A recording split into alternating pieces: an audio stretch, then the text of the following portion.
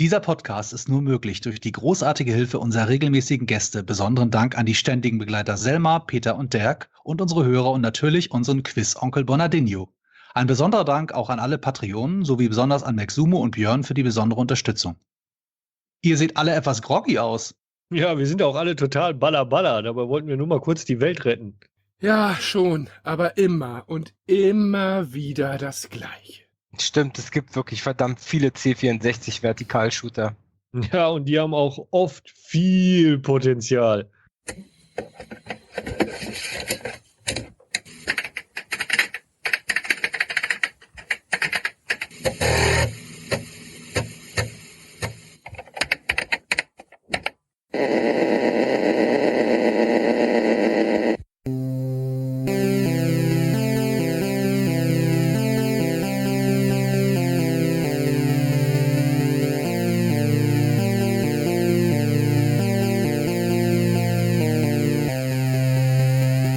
Marty McFly hat es vorgemacht, doch er macht keine Zeitreisen mehr.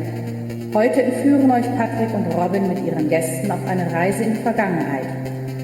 Ihr Fluxkompensator ist die Erinnerung. Herzlich willkommen zum Retro-Kompott, einer Zeitreise zurück zu den Anfängen der Homecomputer, Spiele, Konsolen und Games.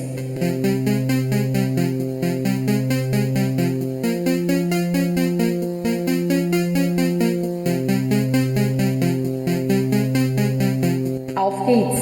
Lassen wir uns überraschen, wie lange die Reise dieses Mal dauert.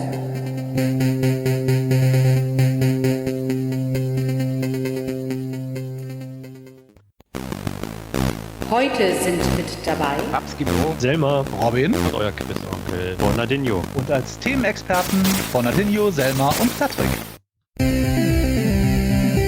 Retro Warm-Up. Auf in eine neue Runde.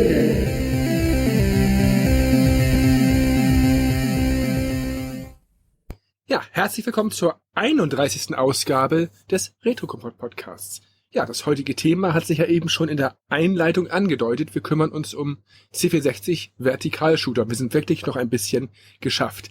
Ja, das ist jetzt für den Podcast, für die das aus der Konserve hören, nicht so aufregend, aber wir haben das Ganze ja voraufgezeichnet, das Thema.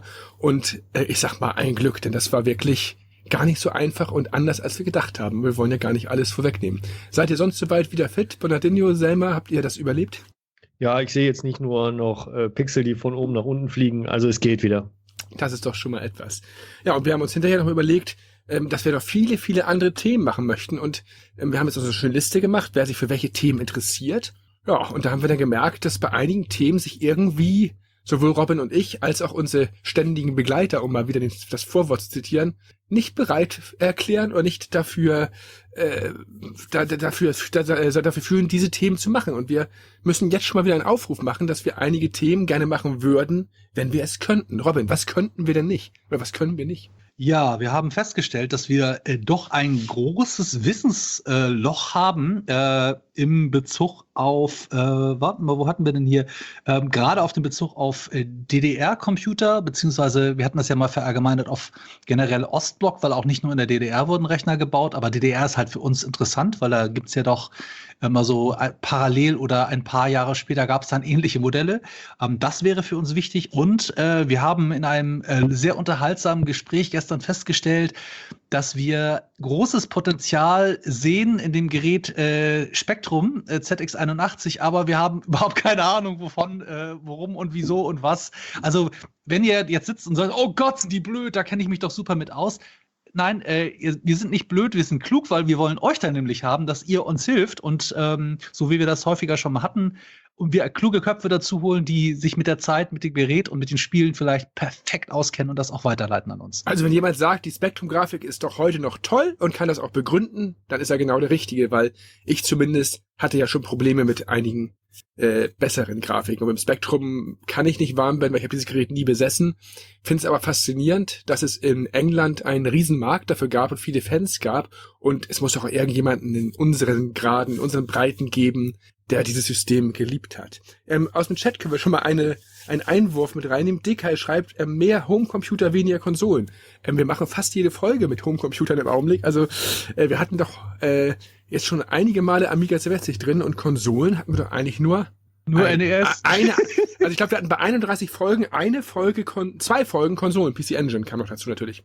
Ach, stimmt, ja. Vielleicht kommt das gehäuft ein bisschen vor, weil ist natürlich nicht gehäuft, aber 2 Folgen in den letzten 10, naja. Ich hatte das Gefühl, wir haben zu viel Homecomputer drin, aber was mich nicht stört, weil ich könnte hier auch jede Folge Amiga 760 machen, nur wir wollen natürlich versuchen, ein breites Spektrum abzudecken. Also wie gesagt, wenn ihr Ideen habt, auch Themenvorschläge, einfach mal melden und wie gesagt, wer den Spektrum noch liebt, sowas suchen wir. Ja, Robin, einmal ein Lob an dich, dank dir und auch einiger anderer Mithelfer, aber du hast da wirklich noch ein kleines Meisterwerk geliefert. Wir haben das Interview von John Heer fertig bekommen und ja, das war ein Krampf. Also da reden wir schon als Running Gag, glaube ich, seit 10 oder 12 Wochen drüber. Ja. Ja. Wir haben's Aber du fertig. bist auch mitschuld, Patrick, du bist mitschuld. Du hast diese Person, den armen John Heer, auch so gebohrt mit Fragen. Man hatte das Gefühl, am Anfang dachte er, der kommt in einer Viertelstunde wieder raus und dann merkte er irgendwann, er ist gefangen, er kommt nicht raus. Dann fing er an, mit seinem Handy rumzufummeln und irgendwann merkte man, er hat sich ergeben und dann kamen auch wieder Informationen. Ich glaube, er dachte, er redet 20 Minuten über sein neues Social Soccer und ist dann aus der Geschichte raus. Ich habe ihm vorher gesagt, wir wollen das ganze Leben besprechen. Also ich bin da sehr offen und wenn man mich fragt, wie lange sowas dauert, sage ich selten unter einer Stunde. Also ich gehe da schon offen mit um, aber wir hatten da auch einige Störgeräusche drin, die waren wirklich unerträglich und das war nicht einfach. Also Aber wir wollen ja nicht so tun, als ob das nur von mir kommt. Also ich habe halt nochmal nein, du hast jetzt einmal 8 den Stunden letzten Rest investiert. gemacht, ja. Genau, aber da geht natürlich genauso viel Dank an Selma, an Peter und natürlich ganz vielen Dank an Alexander, der da auch sehr viel Zeit nebenbei investiert hat. Also wir können festhalten, es gibt Interviews, die sind schwierig und es gibt John Heer. Ja, das wollte ich auch gerade sagen. Und das nächste Interview wird auch nicht einfacher, weil da haben wir einen englisch sprechenden Spanier, der einen sehr starken spanischen Akzent hat. Ist nicht so schlimm wie bei John Heer, aber auch da werden wir noch unseren Spaß haben. Und deswegen auch nochmal wieder der Aufruf, wer ein bisschen Lust hat, uns da zu unterstützen, da können wir gar nicht genug Hilfe bekommen, denn wir haben immer noch das Problem, oder ich habe das Problem beim Raussuchen der Interviews, dass ich viel mehr Möglichkeiten habe, englische Legenden zu interviewen als Deutsche. Die Engländer sind sehr viel kooperativer und melden sich merkwürdigerweise sehr viel schneller zurück und sind bereit zu sprechen. Bei den Deutschen muss ich immer wieder nachhaken und ich möchte nicht darauf verzichten, dass wir auch unsere ausländischen, in Anführungszeichen, Stars dazu bekommen, aber da müssen wir halt dann so ein bisschen nacharbeiten. Und wer so ein bisschen Lust dazu hat, zu transkribieren, zu übersetzen, ein bisschen was mit zu sortieren, bitte einfach melden. Da würden wir uns riesig freuen, weil wir haben noch viel vor mit diesen ganzen Interviewgeschichten. Das schaffen wir aber weder alleine noch zu zweit, noch im Augenblick mit 4 Leuten teilweise, weil es wirklich viel mehr Zeit frisst, als man sich vorstellen kann. Was ich lobend erwähnen muss, wir haben diesmal wirklich eine volle Retro-Talk-Rubrik und da war der Wunsch von einigen Hörern, dass wir vorher einmal kurz sagen, was wir nachher alles noch einspielen, damit man sich schon mal sozusagen darauf vorbereiten kann oder auch schon mal dahin springen kann, was einen interessiert. Denn nicht alle hören einen Podcast, der selten unter 5 Stunden läuft und manchmal fast die 8 Stunden ankratzt in einem Stück. Ja, wir haben viele verschiedene Themen. Ich habe ein Gespräch geführt mit unserem Aushilfskompotti, also dem Pottwichtel, Podcastmacher, dem Daniel. Und wir wissen inzwischen, wer er ist. Und da habe ich gedacht, dann frage ich nochmal, ob er noch ein bisschen was dazu erzählen möchte. Das haben wir aufgezeichnet und das ist eins der Themen im Retro-Talk. Cordano hat noch einen Nachtrag zu den Wirtschaftsspielen gemacht vom letzten Mal. Ja, dann gibt's noch was von den Pretty Old Pixels. Da kann Selma kurz was zu sagen. Ja, wir haben das Abschlussgespräch zu dem NES-Titel Little Nemo The Dream Master gemacht. Falls jemand noch Interesse an einem kleinen Kleinod hat, kann er sich hier Informationen holen. Richtig, dann habe ich die PC Engine Duo bekommen und habe dazu noch ein paar Sachen erzählt. Von Philipp, dem Mitbewerber von der Brotbox 64, kommt der zweite Teil aus der Serie Amiga für Einsteiger. Es wird anscheinend auch wirklich eine Serie. Dann hat Fab noch ein bisschen was erzählt, so einen ganz kurzen Kommentar zu einem Spiel, was wir noch nie erwähnt haben. GBL. Grand Prix Legends. Zieht's euch rein. Ja, Grand Prix Legends, das Spiel, was Fab gerne spielt. Und Robin war irgendwie auf dem Dachboden. Ja, ich dachte, ich muss mich mal ein bisschen ergießen in unserem Podcast und habe gedacht, ich zeige euch mal, oder ich zeige nicht, ich spreche euch mal aus meiner Retro-Ecke, die bei mir nicht nur eine Ecke ist, eine Retro-Spitze habe ich sozusagen. In meinem Haus habe ich oben einen ausgebauten Dachboden und da habe ich mal so erzählt, was ich so für Retro-Computer habe und was da so drin ist und vielleicht ein paar kleine Tipps, falls ihr da noch vor einem Scherbenhaufen steht und ihr nicht wisst, was ihr an Retro-PCs zusammenbauen sollt. Ich habe da mal so so ganz, ganz grob versucht zu erklären, was ich habe und was man vielleicht kaufen könnte, sollte. Ja, also wie gesagt, ein volles Programm nachher im Retro-Talk und auch da wieder Hinweis, man kann uns wirklich alles schicken, was man für interessant hält. Wir nehmen auch Berichte über Grand Prix Legends zum Beispiel. Nein. Ich wusste es nicht. Entschuldigung. Jeder, der irgendwas sagen möchte, kann sich dort wirklich äußern und gerade das macht es spannend, gerade das macht es abwechslungsreich und was witzig ist, wir haben diesmal sehr wenig schriftliche Sachen bekommen, aber halt dafür unter anderem halt von Cordonor und Philipp zum Beispiel die Audiodateien. Vielen, vielen Dank auf diesem Wege. Ja, und aus dem Chat kommt nochmal von RetroDim, dass er die Konsolenfolge mit der PC Engine interessant fand. Er schreibt, die PC Engine war genial, die kannte er vorher gar nicht und hat jetzt auch ein paar Sachen auf dem RetroPie nachgespielt. Und genau das ist es ja, was wir wollen.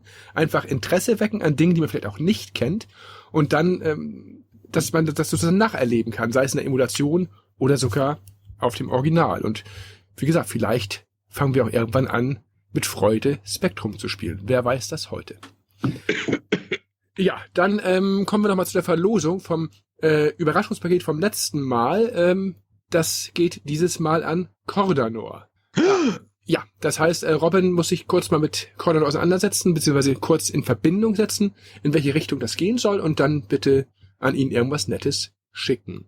Das neue Gewinnspiel binden wir dieses Mal direkt an den Retro-Talk, denn bei dem anderen Gewinnspiel haben zu wenig Leute mitgemacht und beim Retro-Talk scheint ja ganz gutes Interesse zu sein. Das heißt, wer uns beim Retro-Talk mit einer Audiodatei unterstützt und zusätzlich in der E-Mail schreibt, er möchte an der Verlosung teilnehmen, der tut es dann auch. Und ihr könnt da gerne schreiben, in welche Richtung euer Gewinn gehen soll. C64, Amiga, PC oder wir haben auch immer noch Autogramme von den Last Ninja-Machern, Musikern oder auch von Factor 5. Also wer da was gewinnen möchte, kann eine Richtung in einem Wunsch vorgeben, aber bitte auch dann in die Mail wirklich reinschreiben, ich möchte an der Verlosung teilnehmen und eventuell auch schon mal die Adresse dazu schreiben, damit wir, falls jemand von euch dann auch gewinnt, dass wir dann das zuschicken können. Und für die Patreon gilt im Prinzip das Gleiche. Ihr könnt aber auch einfach eine Mail ohne Datei schicken und dann auch so an der Verlosung teilnehmen.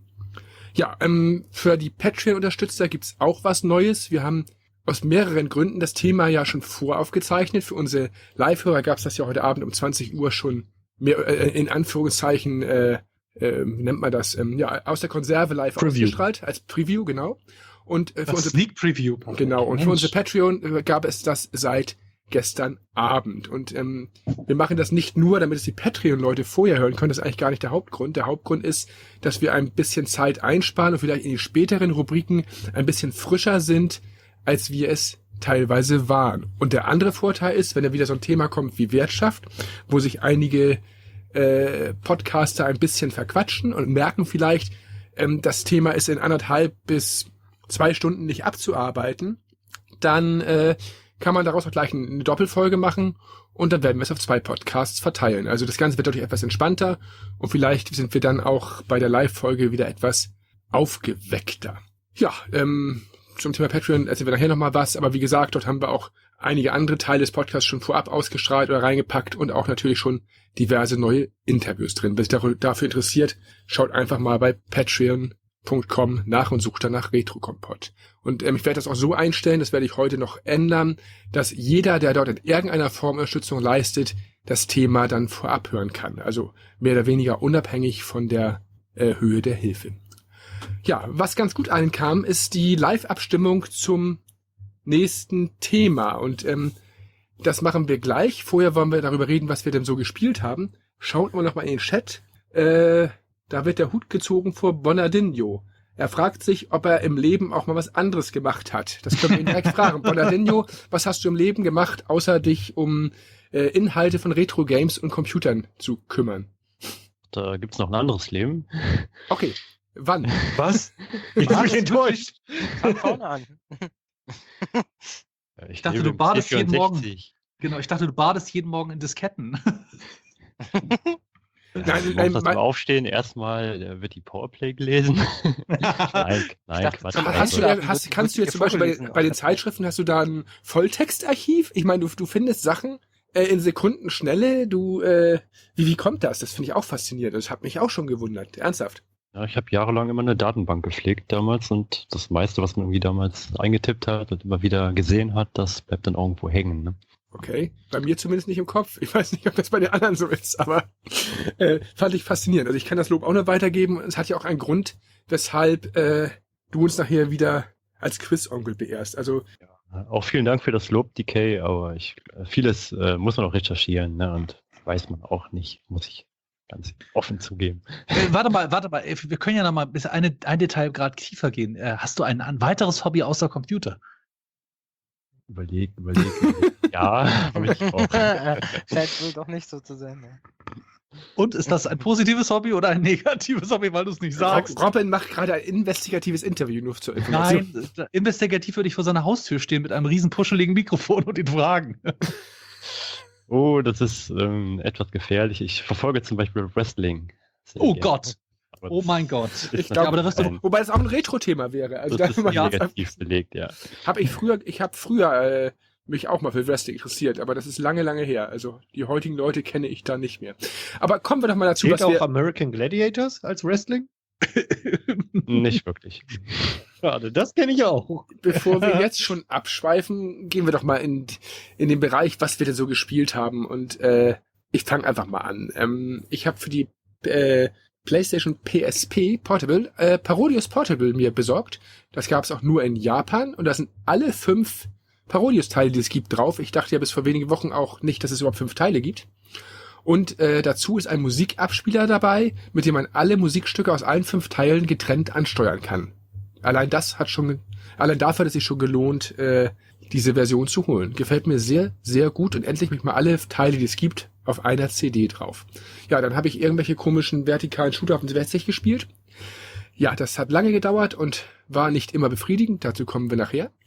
Dann kam ja parallel meine PC Engine CD-Version endlich hier an.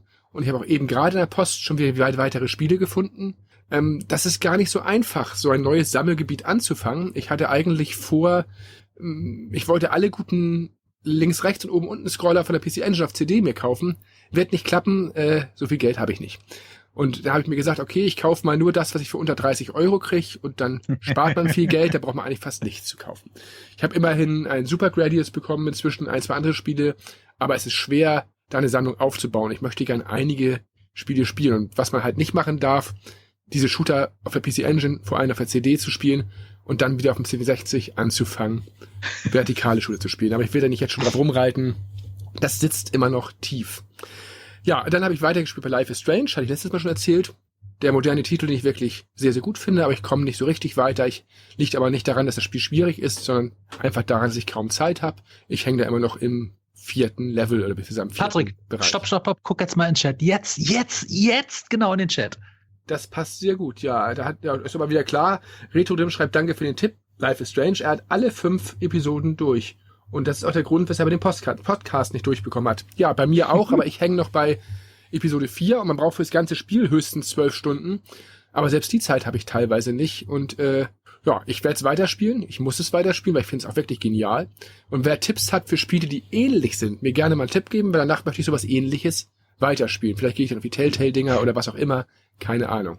Letzter Titel, den ich noch gespielt habe, war auch ein Fehler, es zu tun. Eine Handy-App, ein Vertikalshooter. Ich war ja gerade so in diesem System drinne. Ich habe mir die Skyforce-Serie angeguckt, besonders Skyforce Reloaded. Das ist ein Free-to-Play-Spiel. Grafisch richtig genial, macht auch richtig Spaß. Hat nur riesige Probleme durch diese Free-to-Play-Geschichte. Da habe ich mich gestern schon mit Robin drüber ausgetauscht oder mich drüber ausgekotzt, kann ich fast sagen. Man muss entweder jeden Level hunderte Male spielen, um genug Extras zu sammeln, um auch Level zu schaffen, oder man muss halt Geld investieren. Und das ist wieder so pfiffig und so schlau gemacht, dass man eigentlich so das gar nicht vernünftig spielen kann. Und ich möchte eigentlich ein Level beenden und dann den nächsten Level spielen und nicht wie bei diesem Spiel ein Level beenden und hören, du hast einen Gegner nicht erwischt oder du hast einen Menschen nicht gerettet. Du musst den Level so lange spielen, bis du das geschafft hast. Und das schafft man halt nur, wenn man dann eine spezielle Bewaffnung hat, die man dann wieder nur bekommt, wenn man besonders viel Sterne aufgesammelt hat. Und da gibt's halt viele Tricks, wenn man das Geld aus der Tasche ziehen will. Ich werde das Spiel mit Sicherheit in den nächsten Tagen deinstallieren. Aber ich find's technisch sehr, sehr gut gemacht. Das sind Vertikalshooter, die richtig Spaß machen. Also wer viel Zeit hat, um Fortschritt zu sammeln, Skyforce kann man sich anschauen. Selma, hast du außer Vertikalshooter dir was Spannendes angetan? Ja, wir hatten irgendwie, ich und ein Freund, wir hatten irgendwie Lust, Flashback zu spielen und haben uns dann einen Abend zusammengesetzt und haben angefangen, Flashback zu spielen und einfach mal so weit, wie wir gekommen sind. Also ich glaube, bis zur Hälfte sind wir gekommen. Also das Flashback Quest for Identity aus dem Jahre 93 von Delphi Software war wirklich sehr schön und hat wunderbar schöne Animationen. Also da macht das Runterfallen oder Sterben auch noch Spaß. Dann habe ich für unser Replay wieder, gibt es Powermonger diesmal. Da habe ich mich auch schon ein paar Folgen rumgeschlagen. Als Ersatz für Battlefield 1 musste diesmal Verdun herhalten, nicht hinhalten. Aber auch da, es fühlt sich nicht so an, als ob ich das jetzt wirklich oft spielen würde. Und dann habe ich mit Robin noch so ein bisschen Binding of Isaac und auch selbst noch Binding of Isaac gespielt. Und ich bin gleich mal gespannt, was Robin dazu sagt. Ja, vorher können wir ja Fab nochmal fragen, was er gespielt hat, aber sag jetzt nicht irgendwas über GPL, bitte. Also, ich habe natürlich. Ja, ist lustig. Hat sich aber jetzt ein bisschen, okay, natürlich habe ich GPL gespielt, klar. Musste ja ein bisschen da wieder reinkommen und so. Aber ansonsten war ich eigentlich hauptsächlich damit beschäftigt, weiter bei GTA 5 den Story-Modus da durchzuspielen, weil der auch einfach immer noch total Spaß macht. Und ja, da gibt's gar nicht groß was drüber zu sagen. Also GPL, also hört euch einfach den Einspieler nachher an. GPL. Hör mal auf. Robin, du warst das Rauschen im Hintergrund, jetzt krieg ich's raus. GPL. Ja. Robin, hast du was Schönes gespielt, außer Civilization 6, was du auch jede Folge sagst? Nein. Ich hatte euch ja bei Facebook, bei WhatsApp hatte ich euch geschrieben, ich habe mir jetzt auch mal GPL besorgt. Ich musste jetzt auch noch mal, bevor ich jetzt drüber meckere, ich kann mich erinnern, dass ich das früher einmal gespielt hatte und es nicht mochte, weil es halt irrsinnig schwer war. Ich werde auch das nächste Mal von GPL berichten und werde gucken, ob es wirklich, naja, ich habe halt einen Rechner mit 3DFX-Karten, das soll ja auch auf 3DFX-Karten sehr schön aussehen. Ich lasse mich immer überraschen. Aber ich bin natürlich immer noch bei Civ 6 und habe jetzt, glaube ich, dieses Rauschen im Ohr, verdammt nochmal. Das sind Retro-Geister, weißt du doch. die ewigen, aber eigentlich die guten Retro-Geister, die hören dann irgendwann auch auf. Notfalls habe ich ja einen roten Knopf, aber egal, machen wir weiter. Stimmt. Civilization 6. Platz! Ich habe Civilization 6 und nicht Civilization Sitz gesagt. Also Civilization 6. Ich habe jetzt das 7. Spiel, glaube ich, durchgespielt. Nee, stimmt noch nicht, ist noch nicht ganz durch, aber es ist klar, dass ich gewinnen werde. Ich spiele noch so ein bisschen mit meinen Opfern, bevor ich sie fresse. Das sind Sachen, ich möchte irgendwann mal so Zitate aus dem Podcast rausziehen. Vorhin der Satz, es macht richtig Spaß zu sterben und Robin sagt, ich spiele ein bisschen mit meinen Opfern. Allein das zusammen wäre schon wieder eine nette Kombination. Ich könnte jetzt noch gemeiner sein. Also jetzt Achtung, das ist lustig gemeint. Ich habe jetzt keine politische Einstellung. Ich habe tatsächlich zuerst den Polen besiegt und danach den Franzosen. Entschuldigung, das war Zufall. Der Pole hat genervt. Der hat so eine Spezialfähigkeit. Der kann einem Länder, also seinen Bereich klauen mit so einer ganz geschickten Methode. Das ging mir auf den Sack, auf Deutsch gesagt. Egal, Civilization 6 macht immer noch Laune. Ich habe immer noch Sachen gefunden, die mir so nicht bewusst waren. Syndicate habe ich gespielt, da hatte ich ja mit Patrick schon drüber gesprochen. Ich habe in meiner kleinen Geschichte aus dem Dachboden gesagt, dass ich halt einen Rechner, ein Mainboard gekauft hatte und testweise dann anfing, ich installiere mal Syndicate, weil das hat eigentlich ganz gute Effekte und die Musik mochte ich auch. Ich musste bis zur 6. Mission spielen und stelle dann fest, ich habe die Forschung wohl falsch eingestellt. Ich habe kein Geld mehr. Ja, im wahrsten Sinne des Wortes. Ich muss tatsächlich den Körperpanzer doch irgendwann mal holen, weil der Scharfschütze, der knallt immer mindestens 2 von meinen 4 Leuten weg und die sind immer so teuer zum Ersetzen. Ich kann mich kaum mehr daran erinnern, das Spiel. Ich habe es damals durchgespielt, bis auf die Mission. Da kam ich nicht mehr klar so richtig. Ja. Ich habe es durchgespielt, aber ich kann mich kaum mehr erinnern. Ich fand es damals gar nicht so schwer und ich habe solche Spiele sonst kaum gespielt. Wahrscheinlich kann ich es heute auch nicht mehr, keine Ahnung. Wie gesagt, wir können ja mal nachher gucken, ob du sagtest ja, du möchtest es nochmal probieren. Probier es mal. Ich finde das Spiel einfach genial. Das macht echt Laune. Man muss aber auf eine gute Maus achten. Das habe ich festgestellt. Wenn man da das falsche Mauspad hat mit so einer mit der Kugel war es früher besser. Ja, lieber Selma, wir haben zusammen Binding of Isaac gespielt, beziehungsweise du hast mir gezeigt, so ein bisschen gezeigt, was man machen muss. Ich habe, ich würde sagen, 1 Stunde oder sowas habe ich gespielt. Ich komme nicht so ganz rein, weil das Spiel hat ein unorthodoxes Feature, nämlich man kann gleichzeitig in eine Richtung gehen und in die andere Richtung schießen. Und ich bin ja ein Mann, ich brauche, glaube ich, sehr lange, um zu kapieren, dass man mit dem linken und der rechten Hand 2 Sachen machen muss, die dann koordiniert zusammenführen. Ich fühle mich da manchmal so ein bisschen bewegungsbehindert. Also ich laufe gerne mal, ich ziele in die richtige Richtung, laufe aber gegen irgendwelche Objekte. Das bedarf noch ein bisschen Nachholzeit. Also ich muss da noch weiterkommen. Aber das Generelle, ja, ich mag es, weil die Level halt generiert unterschiedlich sind und ich mag halt nicht lineare Spiele, das mochte ich noch nie. Ich mag halt Spiele, die immer einen Überraschungsfaktor oder einen besonderen, neu gebauten Faktor haben und deswegen, ich finde es gut, kann ich auch jedem empfehlen, der so ein bisschen, das ist schon wirklich auch optisch Retro, ne? Das ist so, könnte auch ein Super Nintendo-Spiel sein. Magst du mal sagen, was für ein Spiel das ist? Weil ich kenne es zum Beispiel nicht. Ja, das ist schwer zu sagen. Selma sagt immer, es ist ein Roguelike-Spiel. Mit Twin-Stick-Shooter-Elementen. Also es hat auch Shooter-Elemente. Genau, also eigentlich so grob gesagt, könnte das, sieht ein bisschen aus wie Zelda in der Super Nintendo-Fassung, also von oben gesehen, aber halt in Action-Manier schießen. Du hast halt 4 Tasten für die Richtung zum Schießen und 4 Weinen. Du schießt Tränen, weil Isaac seine Mutter wollte ihn umbringen und er musste fliehen. Um das mal ganz böse zu sagen. Gott hat es befohlen, dass die Mutter hat gehört, sie muss ihren Sohn umbringen. Eine ganz seltsame Geschichte. Da kriegt man schon irgendwie Depris, wenn man das hört. Auf jeden Fall muss man in kleinen, also es gibt Zwischenlevel und das führt dann dazu, dass du eine Ebene weitergehen kannst. Die Zwischenlevel sind eigene Räume, in die du gehen kannst und da baut sich dann halt ein Mini-Rätsel auf oder ein größeres Rätsel. Du kannst, es gibt Hindernisse, die kannst du kaputt machen. Es gibt unterschiedliche Gegner, die unterschiedliche Geschwindigkeiten haben, Waffen haben, schießen. Da gibt's Hindernisse, die explodieren und je nach Level steigert sich der Schwierigkeitsgrad, aber solange du ein Level geschafft hast, ist der Raum auch gecleart. Und du musst die Räume clearen, um nachher einen Schlüssel zu bekommen, um das nächste Tor zu schaffen. Also so grob gesagt. Also die Grafiken hier sehen ziemlich eklig aus. Das ist halt, das könnte auch selbst gemacht sein. Sieht eigentlich aus wie so ein Homebrew-Spiel. Sieht aber ein bisschen blutig aus. Naja, egal. Ja, es ist manchmal auch sehr eklig. Also das wird mit Fäkalien gibt's nachher auch als Gegner, beziehungsweise das ist schon ein bisschen seltsam. Ja, das ist sehr seltsam. Der beste Gegenstand im Spiel ist Cancer, also Krebs. Das ist ja.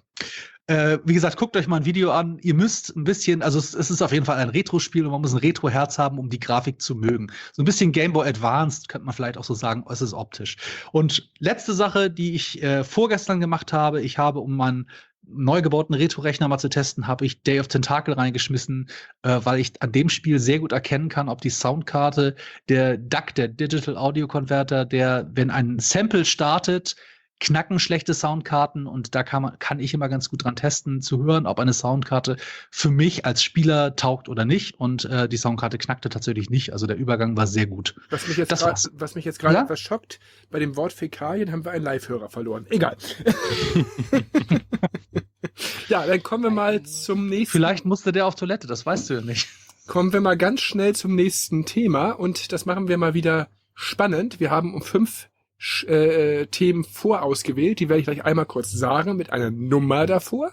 Und jeder, der bei uns gerade im Podcast dabei ist und auch alle unsere Hörer, schreiben einfach die Zahl in den Chat von dem Thema, was sie am interessantesten halten. Und die beiden höchstbewerteten Themen gehen nochmal in eine Endrunde sozusagen und da suchen wir uns dann hier ein Thema von aus. Also, wir haben zur Auswahl fürs nächste Mal einmal das Thema Neo Geo SNK AES, also die beste Home-Konsole und das System, womit auch Spielautomaten gefüttert werden.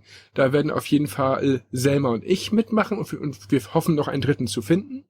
Dann Thema 2, die wichtigsten SNES-Titel, wahrscheinlich mit Robin, Dirk und mir, wenn wir das machen sollen oder machen würden. Als drittes Autorennspiele, aber nur Simulation, also keine Actionspiele. Komischerweise möchte Fab da mitmachen, ich weiß gar nicht warum. Und Robin und Selma. Dann haben wir als Nummer 4 die Spielemagazine ab 1982. Da wollen alle mitmachen, da müssen wir uns intern nochmal einigen. Und dann haben wir noch die PlayStation 1 Empfehlungen. Da wollen wir mal besondere oder merkwürdige Spiele raussuchen. Und das machen auf jeden Fall Robin und ich. Und wir gucken mal, wen wir noch dazu verdonnern. Also, Nummer 1 für die Spielhallenkonsole, Nummer 2 für SNES, Nummer 3 für Autorennsimulationen, Nummer 4 die Spielemagazine, Nummer 5 die PS1-Empfehlung. Und wir können ja schon mal intern auch schon mal unsere Stimme abgeben und warten dann mal auf den Chat, was er dazu sagt. Also, schreiben wir das bei uns rein? Davor Buchstaben schreiben. Noch mehr Buchstaben? Jeder ein Thema, jeder ein. Lass mal im ersten. Im ersten jeder ein, genau. Wolfgang natürlich auch gerne. Bei uns verteilt es sich schon mal gut. Wir gucken mal. Ja, wir haben schon aus dem Chat einmal bei RetroDim, der tippt die 1 und die 2. Das finde ich sehr schön. Schreiben wir mal, machen wir auch mal, dass er die beiden haben möchte. Okay. Ja, sieht bisher sehr ausgeglichen aus. Also, wenn er nur eine Stimme hat, ist er eher für die 1. Aus. Machen wir so. Bisher haben wir noch keine große Entscheidung. Okay, da geht's hier weiter. Bonadinho möchte die PlayStation 1 Empfehlung. DK möchte auch die 4 und Greco möchte auch die 4. Greco und Bonadinho nehmen die 4. Greco und DK nehmen die 4. Amiga Master möchte die 3. Wir warten noch mal einen Augenblick. Im Augenblick sind 2 Spiele, 2 Sachen mit je 3 Stimmen. Mal gucken. Also wenn noch einem lieber aus dem Chat was dazu sagen möchte, noch könnt ihr es beeinflussen. Wir warten einfach noch mal ein paar Sekunden. Der nächste ist sozusagen das Zünglein an der Waage, wolltest du sagen? Naja, da wir aus den besten 2 entscheiden, ja noch nicht, aber es könnte ja noch was dazukommen. Wir warten einfach mal kurz ab. Was wir schon mal rausschmeißen können, ist das Thema 2. SNES wird auf später verschoben. Da gab es heute noch keine Stimme für. Und was wir auch erstmal rausnehmen können, ist das nächste Konsolensystem. Also heute wollen Leute wirklich keine Konsolen. Neo Geo machen wir auch später. Schade, hätte ich auch mal Lust zu gehabt. Egal. Ja, wir haben noch zur Auswahl jetzt die 3, 4 und 5 und warten noch mal kurz. Alle Themen gut, ihr müsst nur die Reihenfolge festlegen. Ja, wir werden auch die Themen immer wieder reinnehmen, bis wir sie durch haben, denn es wird ja hoffentlich noch ein paar Podcasts geben. Ja, das...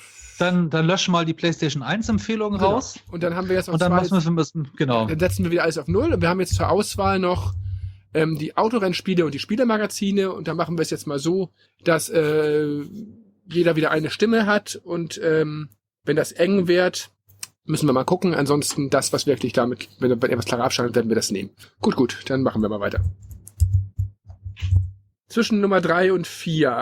RetroDrim und Greco wählen die 4. Es zeichnet sich zumindest eine Tendenz ab. Bonadinho nimmt die 3, obwohl er bei der 4 mitmachen möchte. Finde ich sehr spannend. Amiga Master nimmt die 3. Jawohl. DK nimmt die 4.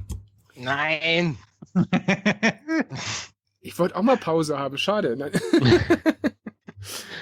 Gut, also es scheint sich eine Tendenz abzuzeichnen in Richtung Spielemagazine. Und das finde ich eigentlich auch gut, weil das ist ein Thema, wo man auch viel reden kann, wo wir ein bisschen nachlesen können. Da gibt's auch im Retro-Magazin gab's gerade einen Zweiteiler über alle Spielemagazine seit 1982, für die Recherche vielleicht gar nicht dumm. Und ich denke, das ist ein schönes Thema. Und dann machen wir das. Jetzt müssen wir nur noch gucken, Robin. Jetzt müssen wir wirklich mal gucken. Denn wir beide wollen ja auf jeden Fall mitmachen. Mit wem wir das dann zusammen machen. Wir haben eine große Auswahl.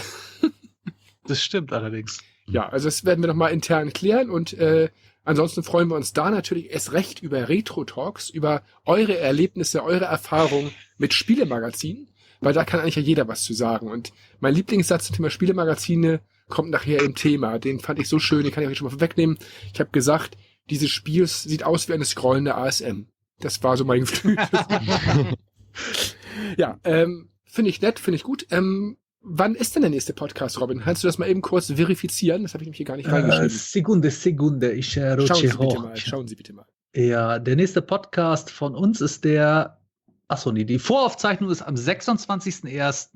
um 21 Uhr. Das interessiert euch aber alle nicht. Das war gestern. Ach, Entschuldigung, wir sind ja, oh Gott, ich bin schon wieder so stehen geblieben. Also, am 10.02.2017 befinden wir uns in der 32. Ausgabe des Retro-Kompotts. Mit dem Thema Spielemagazine.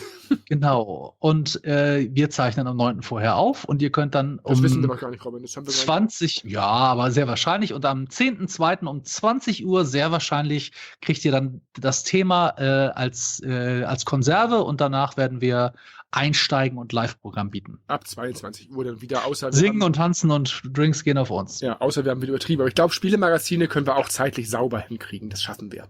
Da bin ich Optimistisch. Okay, wer hat gerade gelacht? Da haben wir schon mal einen weniger. Du bist ja gar nicht bei. Du wolltest sowieso nicht. Deswegen hat er gelacht. Der wollte sowieso nicht. Egal. Das werden wir nochmal intern klären. Ich mach da einfach trotzdem mit. Ja, genau. Auf jeden Fall kannst du einen Retro-Talk machen über die Tests von GPL in Spielemagazinen. Nein.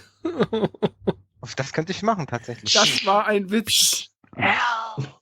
Das ist nicht angekommen. Ja. Ich setze es auch gerne mal aus. Dann mache ich 2-stündigen Einspieler dazu. Wir gucken mal. Wir kriegen das irgendwie hin. Nach dieser Tortur mit den Ballerspielen. Ja, das wird uns heute irgendwie den ganzen Podcast verfolgen. Und mehr dazu. Was mir gerade noch dazu einfällt, zu dem Thema. Das Thema Vertical-Shoot auf dem C64 erinnert mich an eine Sommerausgabe eines Computerspielmagazins. Viele Tests, aber keine Hits. Verrat doch nicht alles vorweg. Außerdem hatten wir ein paar Spiele, die wir doch in Ansätzen lobend erwähnen werden. Also doch. Wie gesagt, doch nicht alles vorwegnehmen. Wir hatten eine leicht depressive Grundhaltung. Das stimmt schon. Gut. Ich glaube, dann können wir mal zu den Rückmeldungen kommen und dann so langsam mal den Podcast ins Rollen bringen.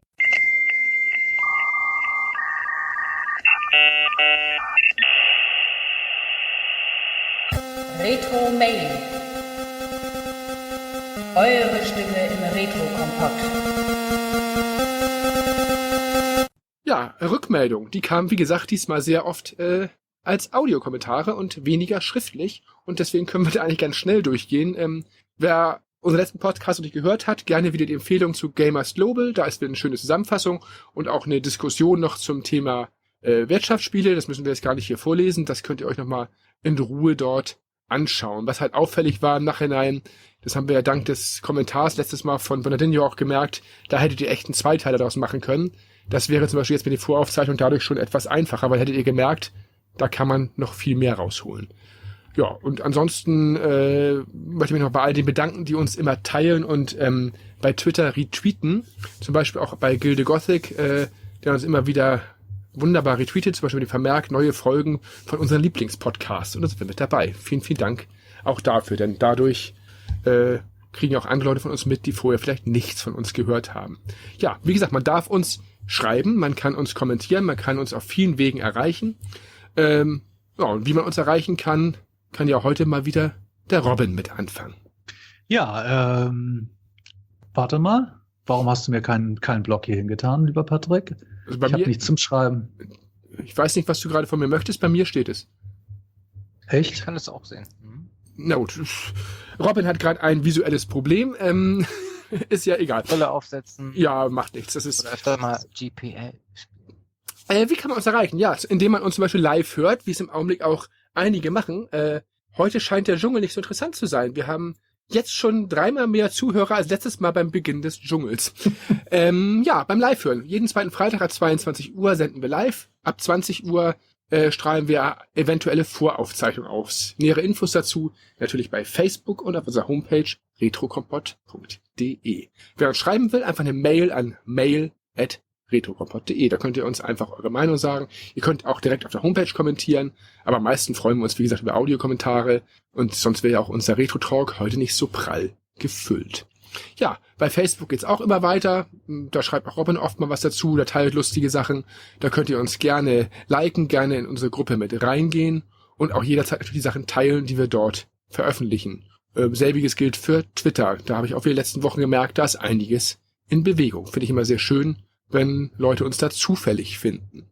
Ja, helfen tut es natürlich auch iTunes. Wenn ihr uns da bewertet oder auch über iTunes anhört, dann wird man bei iTunes besser empfohlen, geht in den Ranglisten höher und das hilft natürlich auch, um einen Podcast bekannter zu machen. Das Problem unseres Podcasts ist, wir werden statistisch zu 90% ohne iTunes gehört. Finde ich jetzt natürlich persönlich nicht so schlimm, weil ich höre auch keine Podcasts über iTunes, aber freuen tun wir natürlich erst recht oder trotzdem über gute Bewertungen bei iTunes, über Kommentare oder auch über Hörer dort. Und wer immer auf dem Laufenden bleiben will, der kann sich unsere App ziehen, die fasst das Ganze einfach nochmal zusammen. Da gibt's die Infos von Facebook, von der Homepage, von Twitter, nochmal in komprimierter Form. Ja, beim nächsten Punkt muss Robin mal wieder ran. Ich weiß nicht, wie weit du bist. Auch bei YouTube findet man uns, allerdings ohne Videos. Noch ohne Videos, sag ich mal. Robin hat gestern schon ein bisschen geübt, wie es mit Videos aussehen könnte. Mal schauen. So jedenfalls nicht. Stimmt. Also bei YouTube kann man uns auch hören, denn es gibt tatsächlich auch Leute, die hören uns dort und Robin rendert demnächst, glaube ich, mal wieder ein paar Folgen und schmeißt die bei YouTube rein. Mir fällt was ein, Patrick. Weißt du, was ich demnächst mache? Ich hab Angst. Nein, brauchst du nicht. Ich verziehe mich mal oben wieder auf meinem Dachboden. Ich krieg noch mehr Angst. Und nein, und dann hole ich das Messer und nein, ich hole den Schraubenzieher und ich bastel mal ein bisschen in den Computern rum und das poste ich dann. Man kann ja diese Live-Feeds bei Facebook machen. Und dann werde ich da mal ein kurzes Video produzieren, beziehungsweise wie ich da oben hocke und ertrinke in meinen Computerteilen, die da oben stehen. Das Sag finde ich ganz all gut zu deinen machen. Mitbewohnern und Bekannten, Verwandten Bescheid, dass du aufnimmst, nicht, dass da irgendwas Komisches passiert. Nein, alles gut.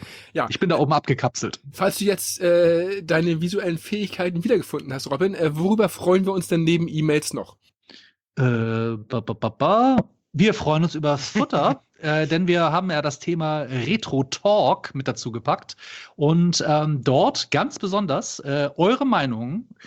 Habt ihr Futter für Streitgespräche? Was weiß ich? Amiga ist der einzige 16-Bit-Computer, der überhaupt in Ordnung ist. Alle anderen sind schlecht.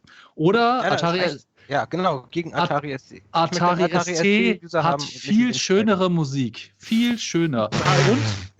Und ja, ich weiß.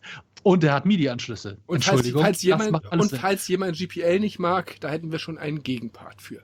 Oder Spieletests, ganz vertragen. interessant. Ihr könnt ja zum Beispiel einfach mal euer Lieblings-Retro-Spiel nehmen und einen Spieletest machen, indem ihr einfach so ein bisschen erzählt, was ihr da gerade macht, was ihr ganz toll findet, was ihr ganz schlecht findet.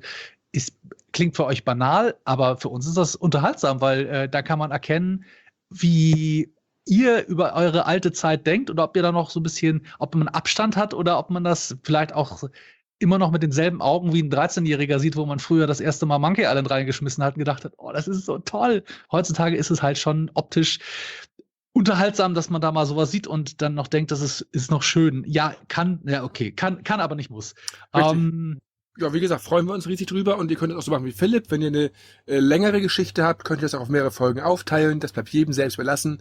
Wir nehmen eigentlich fast alles, was sendefähig und interessant ist. Und es sind verdammt viele Sachen interessant. Das habe ich dieses Mal wieder gemerkt. Ja, dass wir ein bisschen Hilfe brauchen bei anderen Dingen mit Übersetzung und Ähnlichem hatten wir eben schon erwähnt.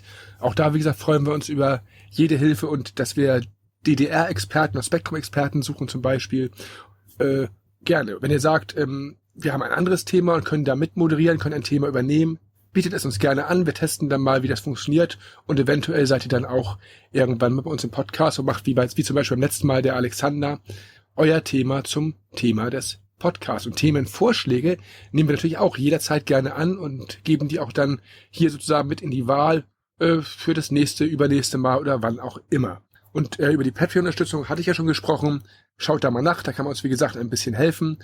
Denn wir merken halt, dass viele Dinge, die wir hier machen, auch Geld kosten, auch dauerhaft Geld kosten. Und wir möchten diesen Podcast eigentlich gerne immer so weitermachen und immer mehr machen. Und wir möchten auch, dass der Podcast immer kostenlos bleibt. Aber wer uns da helfen kann oder möchte, kriegt von uns natürlich auch dann Gegenleistung. Und das geht schon bei $1 im Monat los. Da bekommt man nämlich zum Beispiel das Thema exklusiv 1-2 Tage vorweg, je nachdem, wann wir es aufgezeichnet haben. Aber wie gesagt, der Podcast selbst wird immer kostenlos bleiben. Da fällt mir noch etwas ein, Ja. Patrick. Erzähl. Frei nach Robocop. Ich glaube, das kaufe ich für $1. Entschuldigung, das musste jetzt sein. Ja, das frei nach Schwarzenegger spricht mit der Hand. Nein. Genau. Nein, wie gesagt, das hilft uns auch schon riesig, wenn da Leute uns einfach zeigen, dass sie diese Idee, das Konzept gut finden und auch die Länge weiterhin so akzeptieren oder sogar möchten, was wir für die geschrieben haben. Ja, eine Sache hatten wir noch kurz vergessen. Da muss ich jetzt mal kurz zurückscrollen. Wir haben noch eine spezielle Sendung. Da muss ich jetzt mal schauen, ob ich das hier eingetragen habe. Ja, hier. Am 18. Februar gibt's eine Sondergeschichte. Das schreibe ich mal in die Shownotes mit rein. Da gibt's eine Nacht der Podcaster, die Night of the Pods, und da werden wir 30 Minuten lang unseren Podcast in irgendeiner Form vorstellen. Macht mir ein bisschen Sorgen, 30 Minuten, aber mal gucken. Da werden wir gegen 11 Uhr am 18. Februar, wie gesagt, eine Kurzpräsentation machen. Da gehen wir noch 11 Uhr morgens. 11 Uhr morgens. 11 Uhr morgens tatsächlich, auch schon wieder das nächste Problem, nein. Da werden wir aber auf jeden Fall das nächste Mal noch drüber reden, dann, wenn wir sind ja am 10.2.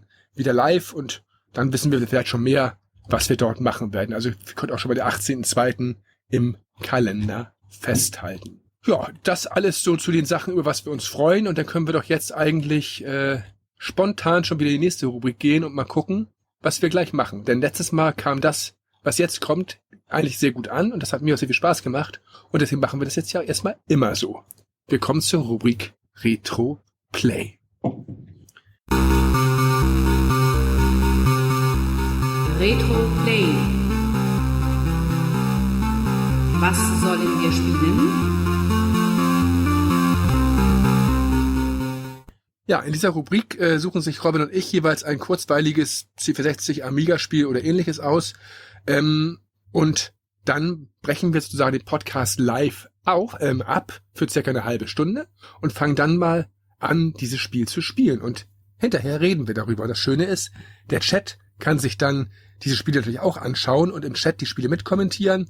Meinetwegen, wenn jemand möchte, sich auch gerne dazuschalten, das wäre auch kein Problem. Und auch unsere Mitpodcaster heute können natürlich diese Spiele dann gerne ausprobieren und ihre Meinung dazu sagen. Und wir wissen nicht, was jetzt kommt, denn ich weiß natürlich nicht, was Robin mir aussucht oder uns aussucht und Robin ahnt noch nicht, welches kleine Highlight ich da wieder gefunden habe. Ja, Robin, fang doch mal an. Womit sollen wir uns alle die nächste halbe Stunde beschäftigen?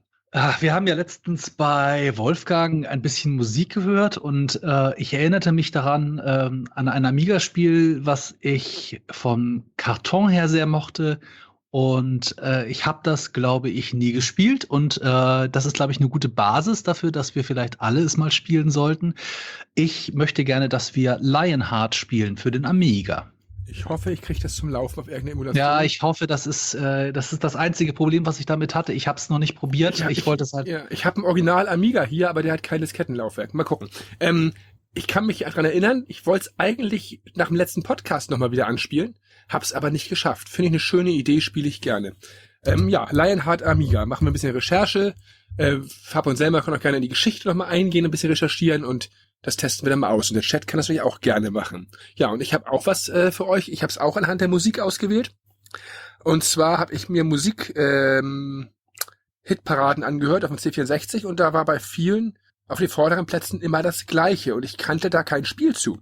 Und es geht um eine Musik von Rob Hubbard, um die Musik The Human Race. Und das ist tatsächlich ein Spiel, das ist ein verhältnismäßig bekanntes Spiel. Und ich möchte, dass ihr The Human Race für den C64 spielt. The Human Race. Also, 2 Spiele haben wir, Lionheart Amiga und The Human Race C64. Bitte auch nochmal in den Chat reinschreiben, denn wir würden uns ja freuen, wenn der Chat auch nochmal dort mitspielt. Und wir machen jetzt in der Live-Sendung eine halbe Stunde Pause. In der Konserve hören wir gleich wieder ein bisschen Musik. Und live hören wir uns dann, würde ich sagen, um 23:30 Uhr wieder. Und gucken dann mal, was wir rausgefunden haben. Und nachher gibt's ja auch noch ein Quiz. Also die Live-Hörer werden heute noch genug mit eingebunden. So viel bis hier erstmal. Jetzt versuche ich mal, meinen Amiga zu entstauben. Und ich bin gespannt, ob ihr bei Human Race klarkommt.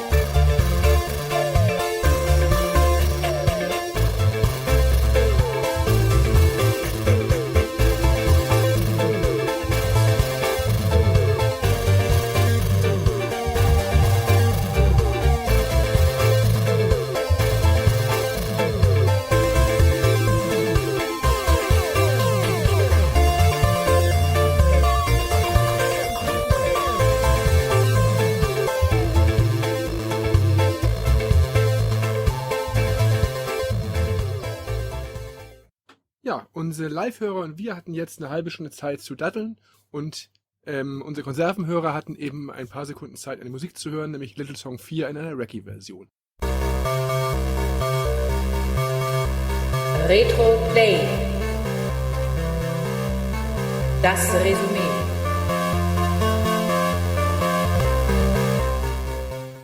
...30 oder 40 Minuten gehen schnell vorbei, oder? Super schnell. Das finde ich auch. Ich will einmal kurz anfangen, wie ich meine Zeit verschwendet habe.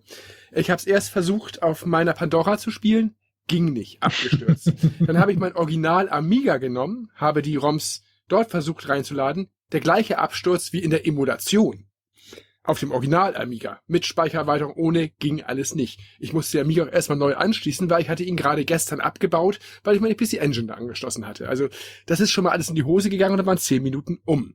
Im Regal steht ein Original Lion King, aber ich habe leider kein Diskettenlaufwerk von Amiga. Lionheart, nicht Lion King. Entschuldigung, Lionheart natürlich. Jetzt habe ich die ganze Zeit Lion King gespielt. Nein, Quatsch, habe ich nicht. Nein, hab ich nicht. Oh, der ist so süß, der kleine Löwe. Das war aber ein schönes Spiel. Nein, aber Lionheart steht im Regal, aber ich habe kein Diskettenlaufwerk. Ja, dann habe ich es in der Emulation auf dem PC gespielt und dann lief es tatsächlich und ich konnte es auch tatsächlich anspielen. Aber ich habe durch dieses Getütel, weil es ein mehr Diskettenspiel ist, was immer ein bisschen schwieriger ist in der Emulation, habe ich echt 10 Minuten verloren. Aber für mich zumindest... Soll ich dir mal was erzählen, Patrick? Fang mal an, Robin. Ich starte das Spiel. Ich hatte das ja selbst, ich habe mir auferlegt, es nicht selbst zu spielen. Ich wollte es so wie ihr frisch spielen, damit man einfach vom Moment, dann starte ich das Image, und weißes Bild. Ja, dann starte ich auch und dann habe ich beim zweiten Mal ein Meditation. Nee, und dann fiel mir nämlich ein, dass das Spiel damals schon ein bisschen problematisch war, weil das nämlich nicht auf allen alten 500ern perfekt lief, sondern es regelmäßig auch mal Probleme gab. Und dann habe ich einfach mal in der Emulation den 1200er eingeschaltet Dann ging's. und es funktioniert wunderbar, ja. Retro-Tim sagt, er empfiehlt den RetroPie. Ja, hat er recht.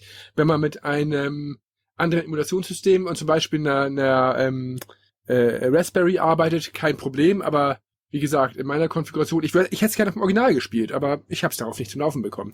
Egal, ich mache mal kurz meinen Eindruck, dann kann Robin ja gerne noch was dazu sagen und auch die anderen gerne. Und auch im Chat hören wir uns gerne Kommentare dazu an. Also wir wollen jetzt mal über Lionheart zuerst sprechen. Wir fangen mit Lionheart an und ich fand schon mal richtig genial die Einstellung des Schwierigkeitsgrades. Normal, Hard und Lionheart. Allein das war schon war gut, genau. Gefiel mir.